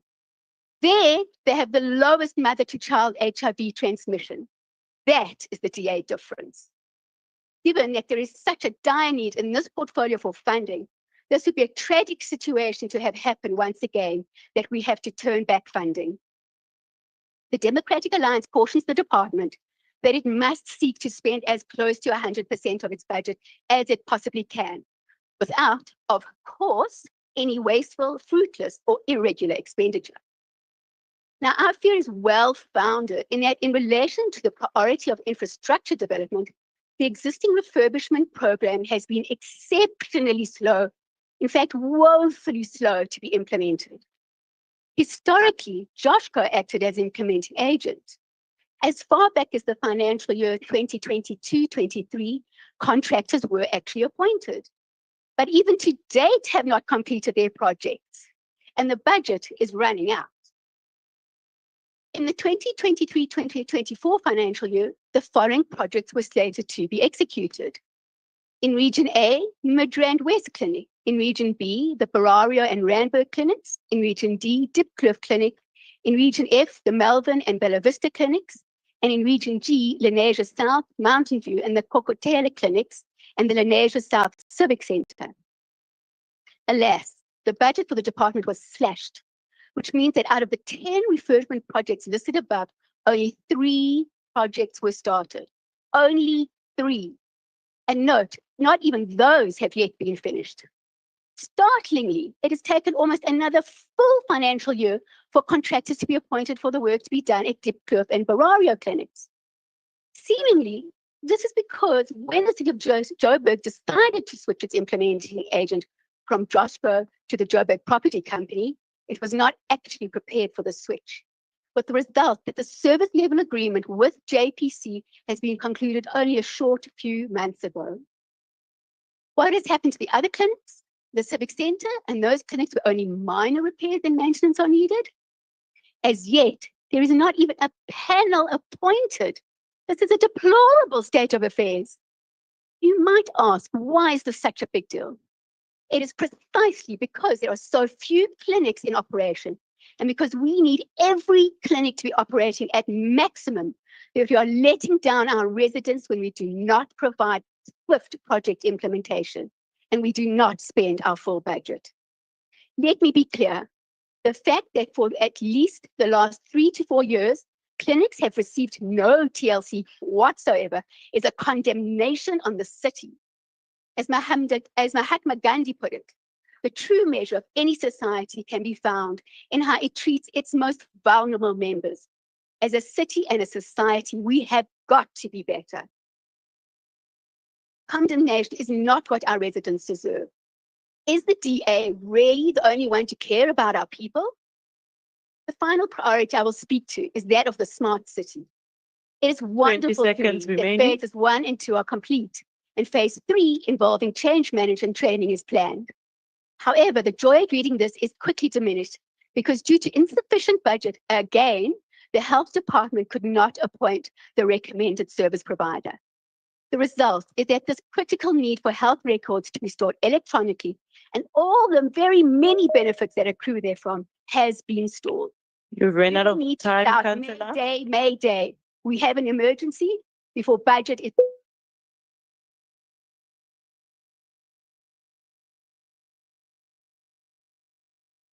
Thank you, Councillor. EFF, Councillor Ndo.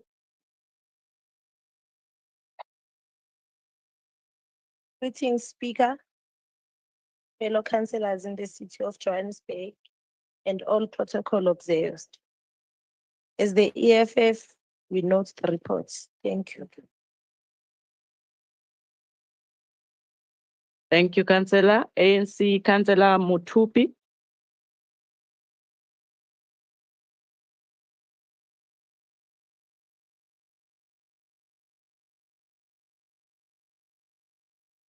I ke tšea sebaka ke go leboga speaker go fiwa sebaka.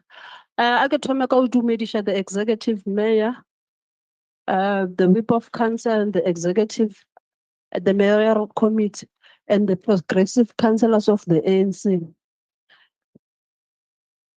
Let me congratulate the former chairperson of the committee, MMC Nkongo. Speaker, as the ANC, we rise to note, I'm rising on item 19, 20, and 21. We note the report. Thank you, Speaker.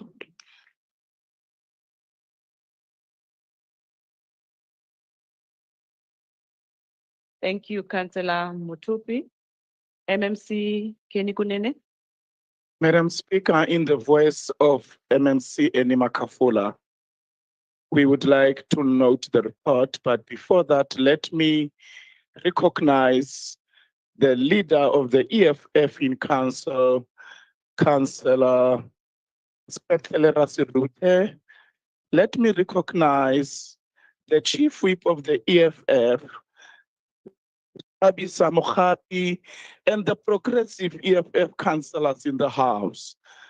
Madam Speaker, we appreciate the thank yous. We appreciate Councillor Howitz for praising the good work that we are doing at the clinic in her ward. We also appreciate and note the praises from Action SA. Madam Speaker, we will work on the expectations. We will work on those that trust that will improve. Madam Speaker, we recommend that the report be noted. Thank you very much.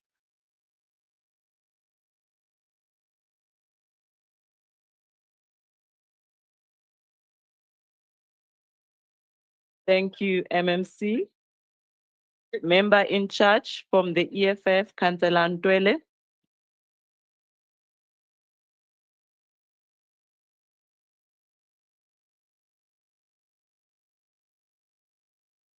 MMC, please switch off your mic. MMC Kunene.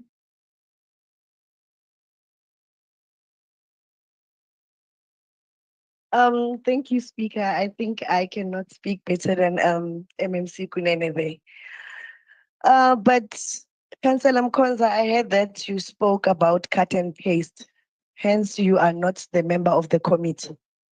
So I don't understand where do you take the cut and paste information from. Councillor from the PA, it is very saddening that to hear that a councillor does not know that ambulances belong to the province, not the municipality. Speaker, as a member in charge, I note all the comments from all the councillors and ask this council to note the report. I thank you.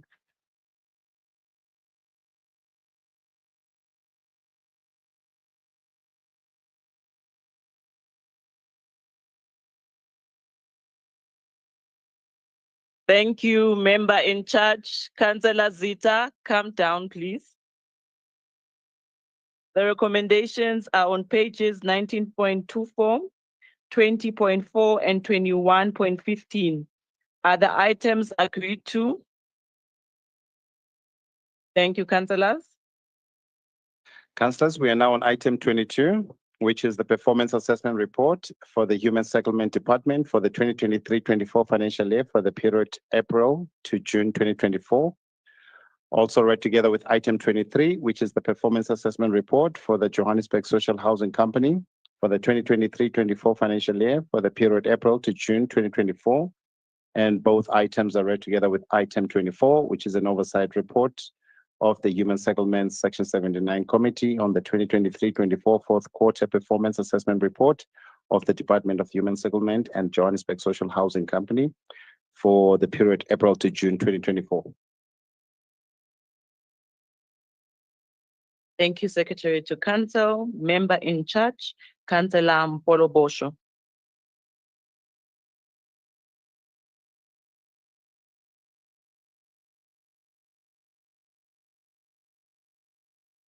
Thank you very much, Speaker. Behalf of Section 79 Committee of the Women's Settlement, I rise to table item 22, 23, and 24. I ask the councillor to consider the report. Thank you. Thank you, Councillor. EFF, Councillor Nenemba. Thank you very much, Madam Speaker. We as the Economic Freedom Fighters, we